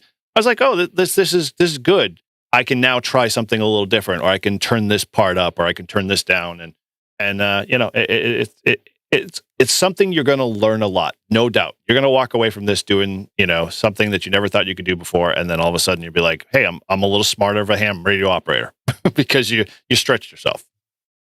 Yep. No. This has been a blast, and the live stream has been a lot of fun, and I appreciate everyone who stuck with us, you know, this long. And I know, I don't know if Josh started yet. I know Josh was running a little bit late, you know, with the Ham Radio Crash Course live stream, which is going to start at 9:00 Eastern. But thank you guys for sticking with us. And again, if you participated and you won, congratulations. Email me, Mike, n2mak@gmail.com. And I'll get that stuff out. I know Radioddity did say that there's going to be like a few of them are on vacation or holiday till the 5th. And so things might not get fulfilled until like the next week, but It'll get out.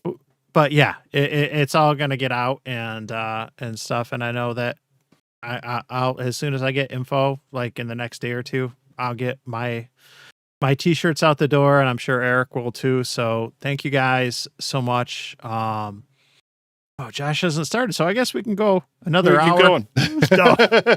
Yeah, I have kicked the Knob Creek. It's gone. I was gonna say it's probably done. It's done. 2 live streams is how much the maple lasts. So Yep.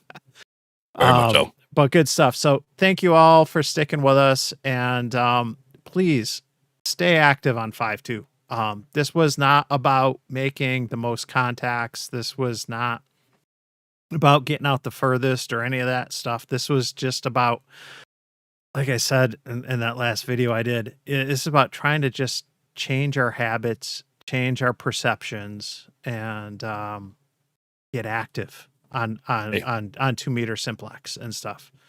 Make RF weird again. Like, leave no band behind. We want to see activity. We know it, and stuff. And so thank you all from the bottom of my heart. I never fathomed that this would be received like it has, and stuff. Well, so those let's are my now step up the game for 220. Yes, and we certainly shall, because at Hamvention, if all goes well, I'm going to be